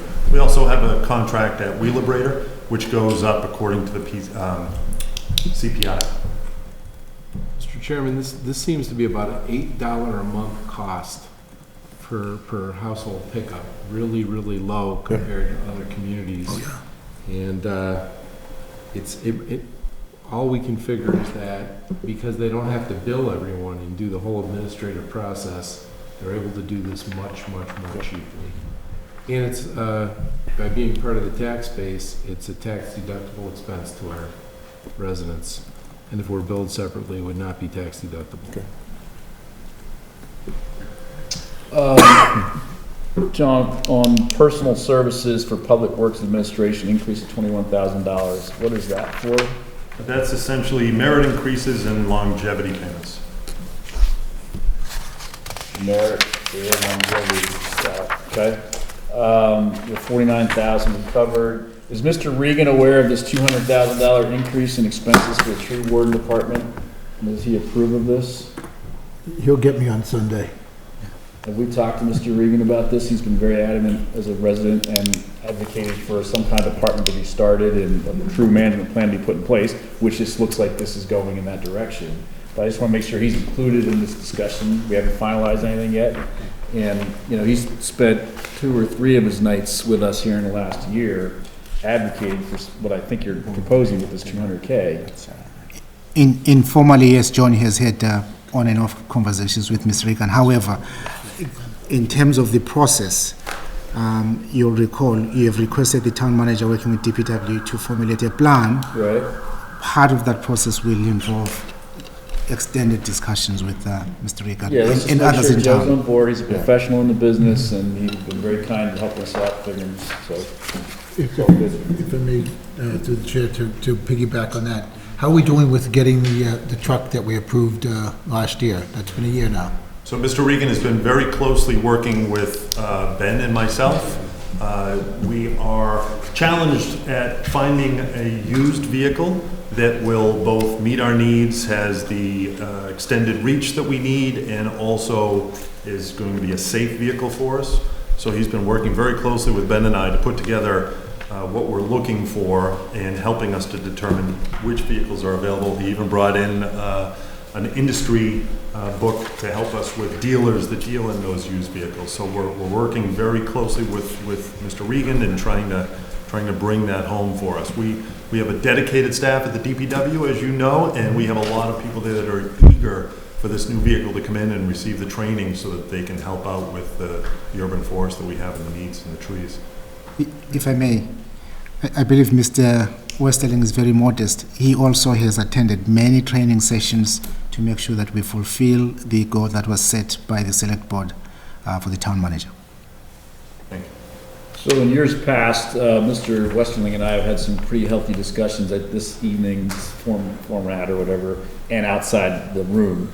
But this is clearly a budget with a lot of line items, all that falls under your purview, and there's a lot of increases, but this is also a department that really feels the growth of Hopkinton and has a lot more work because of the growth of Hopkinton, like everybody else for that matter in the room. We're all feeling that, and that's why there's not a huge pushback on some of these things, because we get it, or at least I get it, and I think my colleagues do too. So no fights tonight, John. It's kind of boring.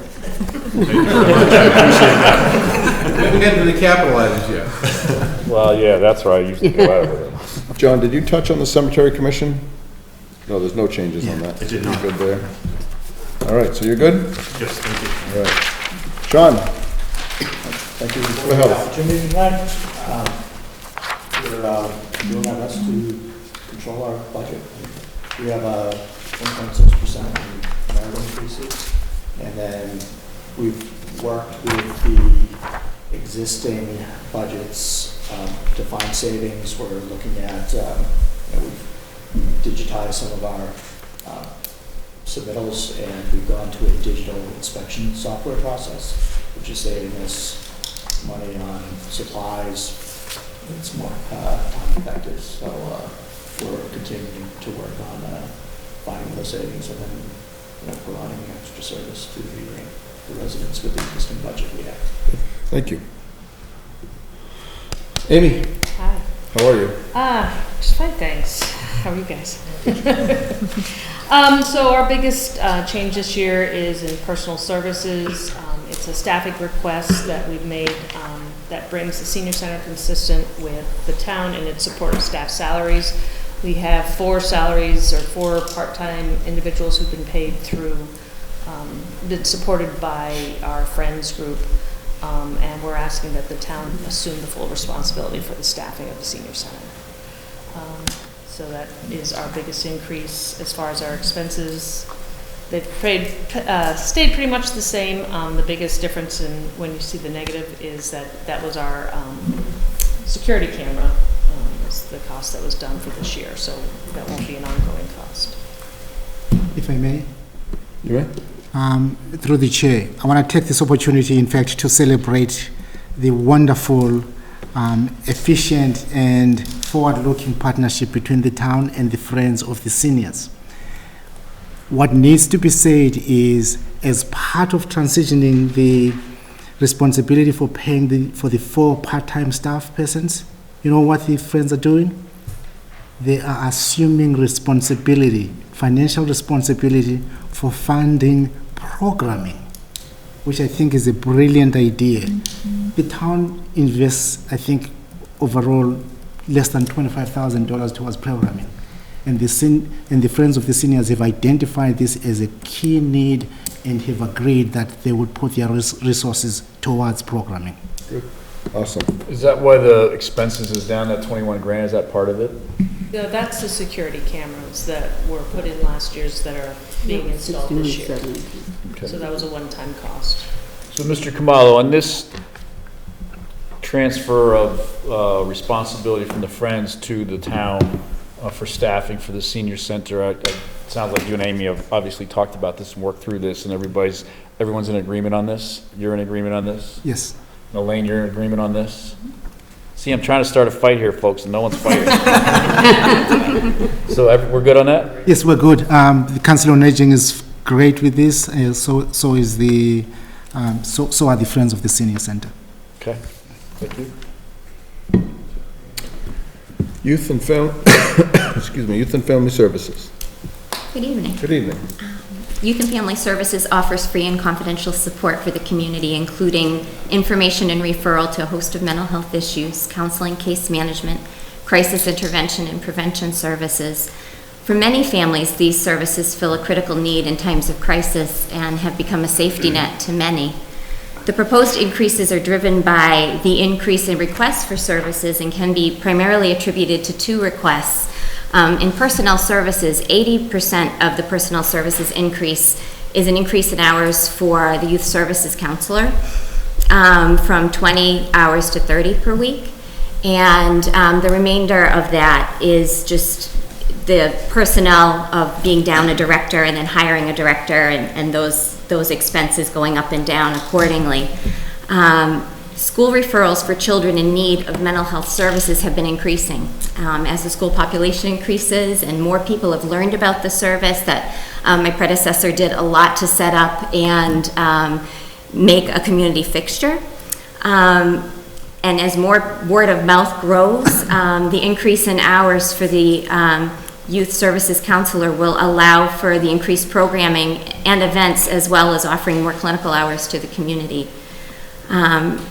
And so that explains the personal costs. The expenses, 100% of the proposed expense increase, $13,000 in expenses, is to fund the contract with Interface Referral Services. We started that program back in September. Within 3 months' time, there were 39 referrals made for outpatient mental health services for residents in need. 19 of those were ages 6 to 12. The remainder of those, minus 5 adults, were teens and young adults. So really it's the community's children that are being referred to mental health service with the leading issues of anxiety and depression.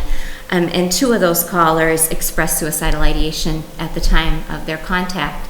So it's a life-saving service, or has the potential to be. And right now it's funded through an earmark, and frankly that gives me palpitations because when I think of earmarks being somewhat fickle, they could go away, and I would hate to see the service go away where it's become such a vital one so quickly.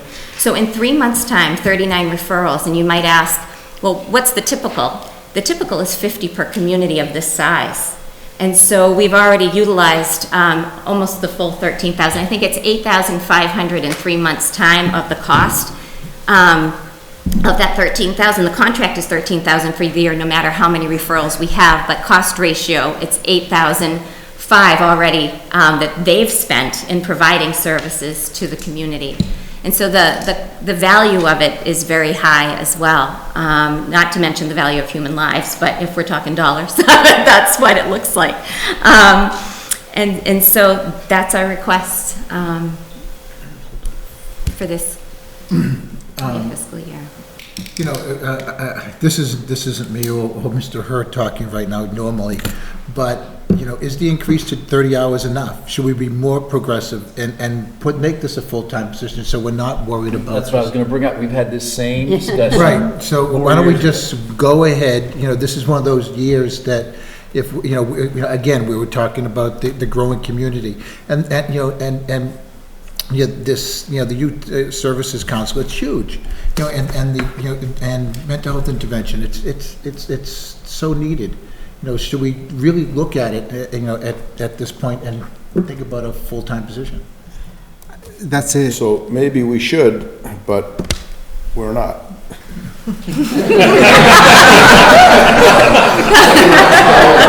Certainly prepared. I mean, we're watching our nickels and dimes, and these are our professionals, and these are the budget they're putting forth. Far be it from us to tell them they should add more. Maybe. Well, conversely, we could tell them to take some out. We could suggest, yeah. But my point on all this is, when we had this discussion 3 or 4 years ago, I'm not sure, you may have just missed it by a year. At that time, there was a lot of discussion about, well, is our youth and family services going to become a private practice, if you will, and are the taxpayers going to be funding that? I advocated that we should, but some of us at the time didn't want to, and that's why it was a 20-hour position. I'm pretty sure that's how we kind of settled on a 20-hour part-time position, because we were concerned about the liability of the community, et cetera. But some of us were concerned, I think, at the time. And there's a big difference between private practice counseling and the services that the Youth Services Counselor primarily provides. She's doing a lot of the safety net stuff for families that are experiencing crisis. And so whether it's financial need, whether it's a connection to a utility, food resources, you know, and with our food stamps program shrinking, and families getting far less, and so, you know, you're thinking of a family of 5 living off of like $300 in food stamps a month. I don't know how you feed teenagers with that. You know, scrambling for food resources and getting people connected to those resources, it takes a lot of time and effort. And that's where I think, you know, the majority of that position's time goes, is chasing down these resources. And let me tell you, Colleen Souza does a fabulous and amazing job. She goes above and beyond the call of duty, finding furniture and, you know, all kinds of things for families to keep them afloat and to, you know, preserve their dignity and their value and their self-worth during really difficult times. So, you know, I'm blown away, so. So, to Mr. Tedstone's point, so this budget that you're requesting and these numbers, this you feel is satisfactory for where we are as a community and the needs that the community has? We're engaging in a strategic planning process, so I fully believe, you know, that will flesh all that out. And so I can't promise you I won't be back at some point, but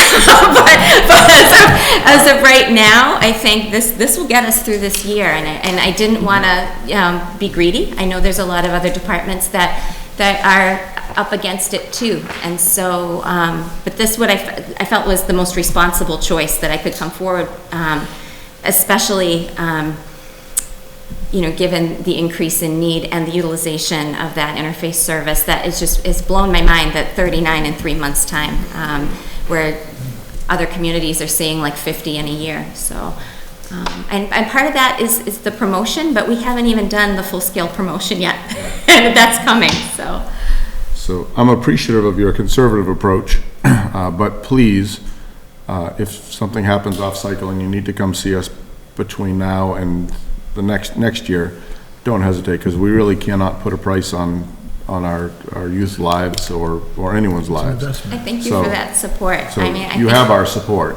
Wonderful. I mean, it feels amazing to know that we serve with that. And it's nice to see that you come up and start low and titrate. You know, we'll titrate up as we need, but you know, you're doing a great job and you're doing a great service. So thank you very much. Through the chair? Yes, sir. Forgot you were down there. Do you, Do you foresee with the increased need, do you see this being enough? I mean, do you see the increase keep on going higher? I think to look for other revenue sources is important. And so without going into huge detail, here we are looking for other ways to fund other elements of the department, particularly prevention services. And so we're building the coalition and so that it can become more sustainable and perhaps apply for other funds and federal funds in the future, so that our time as clinicians can be devoted back into the clinical work and the needs-based assistance work and the prevention work that can be larger than life in itself. We want to prevent kids from coming to us because they're healthy and well. That might take a chunk off. So I think it'll be difficult to know before the strategic plan, especially with my being so new to the community, where it all rests. But I mean, I think what you've heard from a lot of us is that we just don't want, due to lack of funding, a person in need to not get those services. And I think that the two employees you have in that department, we wouldn't let somebody not be served. I think, we're working pretty hard. I don't think we'd sleep at night if we knew there was somebody out there and we wouldn't turn a blind eye to them. So we find a way to connect them with something. And, we're not gonna. I'll be back on Tuesday night to share more with you about Interface and more about what the department's been doing lately. And we have a procurement and grants group over here that might be able to help out. I've been very close to Ben. Right across the hall from one night. Yes. Great, thank you, thanks, it's a tough job. Thank you. Good. Veteran Services, The assessment by the district is going up by $2,000, and the Chapter 115 benefits are going up by 5%. Our caseload is going up, which is what we expected, and we have charged the Veterans District Office to do more public education, especially with regard to the veterans coming from the Iraq War. yes. I think that's money well spent. Library, Right. Good evening. good evening. We have a 2.3% increase, which is within budget targets. It is approximately $13,000. The majority of that, about 2/3, is in the staffing line. That is raises, and it's also some adjustments to estimates that were made for new positions. There were some new positions in the FY20 budget. I estimated what we would be paying them. As we have gone through the hiring process, I have adjusted that upward, and that makes that difference. The rest of the increase is about a $4,000 increase in our line for collections purchases. About half of that is, in a sense, offset because we are now bringing in about $2,000 of revenue to the town annually, which we were not before. In printing, photocopying, and faxing fees. Our lost items fines and replacement fines go into a revolving fund that we spend right back on materials. It's actually not reflected in these numbers. It's a separate thing. But our printing, photocopying, faxing used to be collected by the Friends because they paid for the photocopier lease. Now the town covers all of those expenses, and so the money we collect goes to the general fund. So that's a new revenue stream. So that $4,000 is basically, we're required to spend a certain amount on materials every year by the state. It goes up as our appropriation from the town goes up. The town funds less than half of what we actually are required to spend. So I, threw a little bit in there. I'd like to try and keep the town's contribution about keeping pace. We're spending about $50,000 annually from other sources on materials to meet that spending requirement. So we're asking for about $41,000 total this year towards that from the town side. Thanks, Heather. Yep. So, Mr. Kamalo, Historic Commission celebrations, townwide celebration for Hopkinen Day, Historic District Commission, those are all zeros, so we're good there, right? We're good, and I'm sure there will be a question as to whether this means that we will not have Hopkinton Day celebrations. We will. Well, it's already paid for. All right. We're not doing anything on debt service tonight, right, Mr. Chairman? Want to hear about, I can give you a little on debt service. 30,000 feet? Yes, sir. So there's a big increase in debt service because it includes several things that are not in there now. The first thing is the $9.5 million that is going to the ballot on Tuesday, so that assumes that's going to happen. Monday, sorry. I'll be there Monday. I won't be there Tuesday. So that assumes that that's going to happen. That starts out at about $740,000 in '21 and tapers off to $140,000 by the time it's paid off in 2050. That also includes money for the $15 million that's in this budget for center school and the $4 million that's in there for school roofs. So this is the number we'll have if everything on the capital page gets approved. If some things on the capital page do not get approved, this number will go down. It won't help our situation in the budget for the schools much because 19 of the 20 million is excluded from the levy in the center school and the school roofs. I can almost guarantee you that that number is going to go down on the capitals. And that's why I wanted to tell you that this is a variable number. So it won't affect our ability to fund the schools, but it'll affect tax impact if it goes down. Mr. Tedstone, so I'm having a really hard time, and I know we're not going to get into capital articles tonight because we don't have time to do that tonight. But I don't think we have socialized this $15 million for the center school project at all. I just think that number just came from somewhere. I know nothing about that $15 million, full disclosure. I don't think my colleagues know anything about this $15 million. But all of a sudden, we're all talking about this $15 million we're going to spend on the center school. I think we're just way ahead of ourselves in this one, and I don't know why we're doing that. I don't want to debate it tonight, but I'm just telling you, if I don't know anything about it and my colleagues don't know anything about it, I don't think the town knows anything about it either. Through the chair, we agree with you, Mr. Hay. Then why is it in here? That's the reason. It is in here because we have a calendar for our budget and for our town meeting articles. That's why it's in here. However, we do agree. I think it should be in here a year or two from now when we fully socialize what we're going to do with the building. We agree with you. However, for why is it in here? Because we have to comply with the town meeting as well as budget calendars. So we're holding a place for town meeting? I don't. We're just going to guess it. Yeah. We're not going to I approve don't it. get that. I just don't. It has to be in now, or it's next year. Exactly. Exactly. But for us to make the decision that it was going to miss a year, when the Public Building Committee took a position, we felt we had to include it, and we're telling you, it's in this number. And it's variable, depending on what you decide.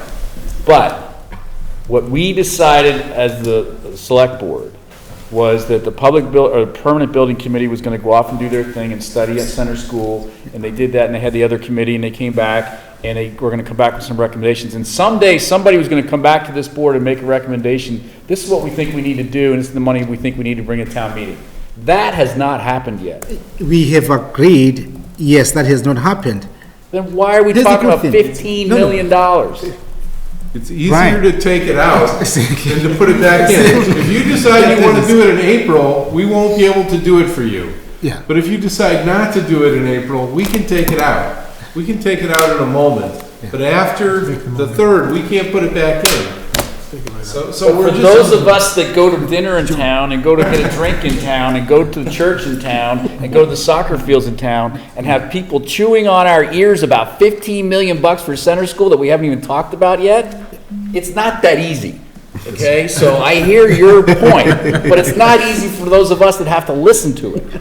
And with all due respect to everybody in the room and everyone in the community, there's a legit concern people have about $15 million for the center school. Especially since we don't even know what we're going to do with it yet. We're just talking about $15 million. Is it $15 million to turn it into a garden? That was the top estimate. And in conservatism, we put the top estimate in there and we highlighted it here so you would see the most shocking number you could see to sensitize you to what the range of possible outcomes are. It's between 0 and 15 million. Yeah. And it's, if we had more information or if we could do this a week before town meeting, we would have done this differently. I can think of right now 250 people that would spend $15 million on that building as a town. 250 people tops. Okay, and I've been getting into prediction of how people voted certain things over my 12 years here, and I've rarely missed.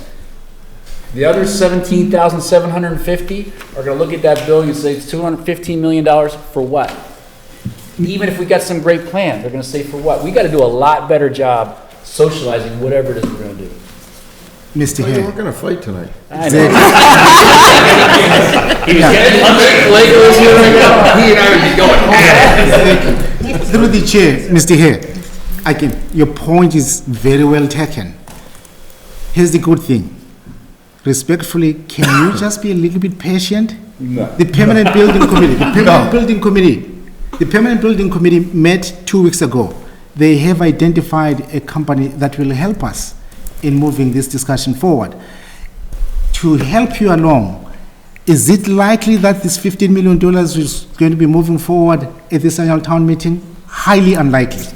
But if that However, debt service number is in this number right here, and it's in the net tax impact number that we have to go out and justify to the residents of Hopkinton, and we have to talk about that dreaded word, the override, as we build up to May. Yeah. And it's built on a premise of $15 million. We're actually not planning on spending or appropriating. It took Then us the almost whole 2 process years, is- it took us almost 2 years to vet out getting a school that we absolutely, the replacement school for that. And now we're trying to think that we're gonna spend 15 million or maybe a little less in 2 months? If I may. This will not fly. If I may, let's go back to the beginning of this discussion. We are early in the process. No decisions, final decisions have been made. Let's be consistent with that message. We're early in the process, Mr. Hare. No decision has been made regarding the $15 million. Thankfully, the Permanent Building Committee has started a process that will help us along. Again, highly unlikely that this is moving forward. I'll tell you what is moving forward, our agenda. Yes. I believe, who do we have left? Jay? Yeah. Sorry, Jay.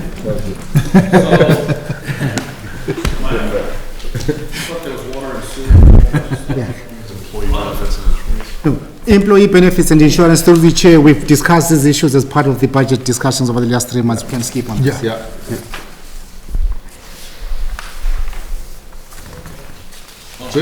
Yes. So if you look, you'll see some numbers that look a little odd. One of the challenges we faced this year is that with our summer sports clinics, which are seasonal, in the past, we probably have between 50 and 75 people who we take on as coaches, instructors, administrators. In the past, we've paid them basically through the accounts payable and finance department as contract employees. We query them, they give us a tax ID number, we set them up as a vendor, and we pay them. It's been pointed out to us by actually the school human resources department that is actually not in compliance with the Department of Labor. So going forward now, we have to hire all these folks as seasonal employees and all that. So that's why you see that enormous increase in personal services. And you see it offset in expenses because we're basically we're just switching it from expense to personal service. So that makes up about probably close to $70,000 of that $84,000 increase. The other increases are an increase in minimum wage this year. We also had a market adjustment for both the staff members in the department. So their hourly rates went up from about 20 an hour to 25, which is pretty significant. Try to budget for that. And also our other staffer in the office, the fact that we're going to be hiring these people and going through this hiring process of really a lot of people, it's going to require a little more time. So we're bumping her up from 20 hours a week to 30 in anticipation of some increased time and effort that has to be put into this. On the expense side, like I said, probably about $70,000 going from expenses to personal services. The other thing we're trying to do this year, coming to John's point, is if you've been at the common this summer, you may or may not notice that a lot of the trees are dying specifically the sugar maple trees, which are literally deteriorating. We've had a lot of concerned residents approach us on that. We met last summer with Mezit and the rep from Bartlett Trees. They put together an estimate for us, and I think we would like to start the process of a real sort of tree management process down the common. I think we want to get ahead of this before stuff starts to really look bad. And that's probably the biggest increase in our expense line this year. So I don't understand why tree management falls on your budget, not your budget. Parks and Recreation has custody of the common. Parks and Rec doesn't mow it. No, we pay John to mow. So we do an intercompany, basically a balance transfer at the end of the year to cover the cost for public works to remove trash, cut grass, also same beach. That's the way that works. It's another reason to develop a parks department. Yeah, no, I have a few questions. A number of years ago, when I was on one of the other boards, we appropriated money and we put 24 trees on the common. Between old dying trees and then there's new trees. And the old ones were supposed to have been taken out from time to time. And I don't think that happened all that often. Is that why new trees are becoming diseased because of the diseased old trees that were there, or, I mean? No, it's a good point. Since I've been in the position, I think we've removed 2 trees that were dead or dying, that I can think of. But honestly, what we've been told by both Pete Mezit and by Bartlett Tree is that this is actually a climate change issue. And that certain species of trees in the last 15 to 20 years are now actually deteriorating due to climate change, is what the experts are saying. So I can't comment on any sort of tree plant comment prior to my being here. And we're happy to involve any and all town groups in this process. Yeah, this was one of the trust funds, and it was specifically for trees on Main Street in the Common, and they did buy 24 trees, and one was a tulip tree to match one that's over in the cemetery. The tulip trees are actually very healthy and doing well. Huh? The tulip trees are actually very healthy and doing well. They're doing well, yeah. And then there were others, and you can see them. I mean, they're much smaller than the big old ones that were diseased. We're concerned, I'm concerned personally about enormous tree limbs falling off and damaging the fountain or damaging a person.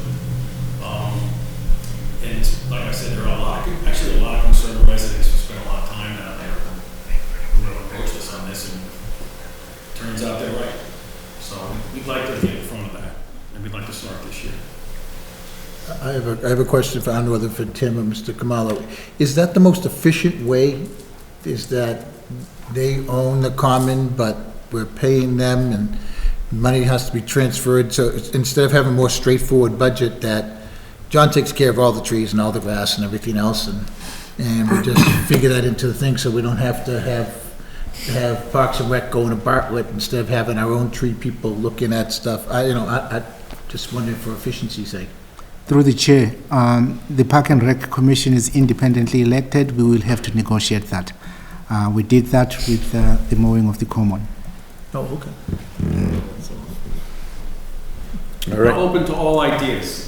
In some other towns, Public Works supports all the fields as well as the common space. All right. So just a quick thought.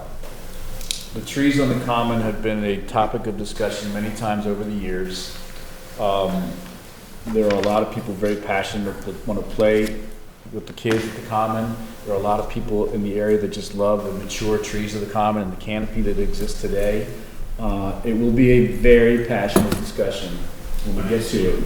So we can't, and I know you and your colleagues on the board wouldn't just go out and start knocking down trees, because there'll be people chained to those trees. No, we would never. We've discussed that, and we're not going to just unilaterally decide, hey, these ones gotta go. Yeah, We gotta have public hearings and walkthroughs and all kinds of. And we receive calls all the time from people who think we should have twice as many trees, and other from people who think we should have half as many trees. Right. Depending on the demographic you're presenting, there's a lot of opinions vary on trees. Trees, trails, and trash. That's what Mr. Harris always talking about. Those are ones to stay away from. Mr. Kamalo, are we good?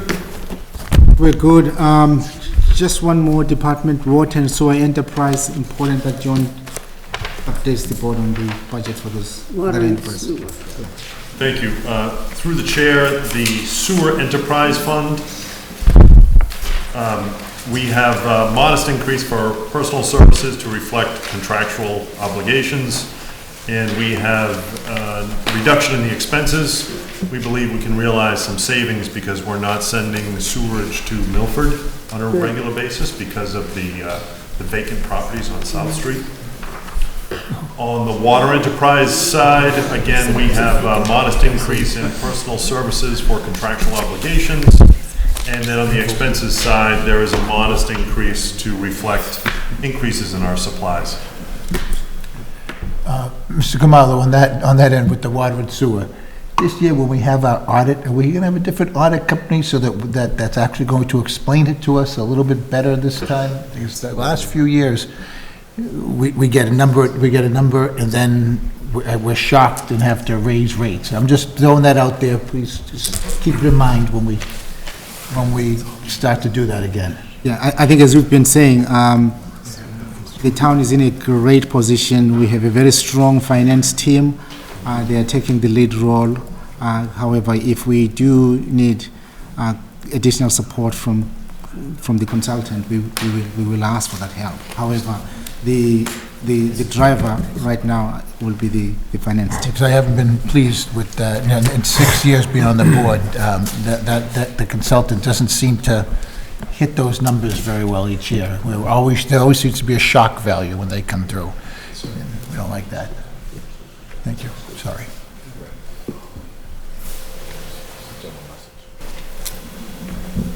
Good? Good, thank you. Good. Mr. Kamalo, do you want to give us a 30,000-foot overview of these capital items? It's got to be quick, though. I'm going home. I've been here since 4:30 today. Yes. I'm going home. Now, I think what we'll do is we'll come back next Tuesday. Perfect. To cover the capital articles. So noted. So yeah, there's a lot of capital articles, and a lot of them are gonna have to put off. No way. I don't have enough. Not go, the decreases we're going with, we're gonna go out and buy all the sand and stuff, so it's not gonna work. So, are we all set? I think we're all set. I would love to entertain a motion to adjourn. So moved. Any further discussion? Hearing none, all in favor? Aye. All opposed? It carries. Thank you, good night. Good evening. Thank you very much. Because I had more.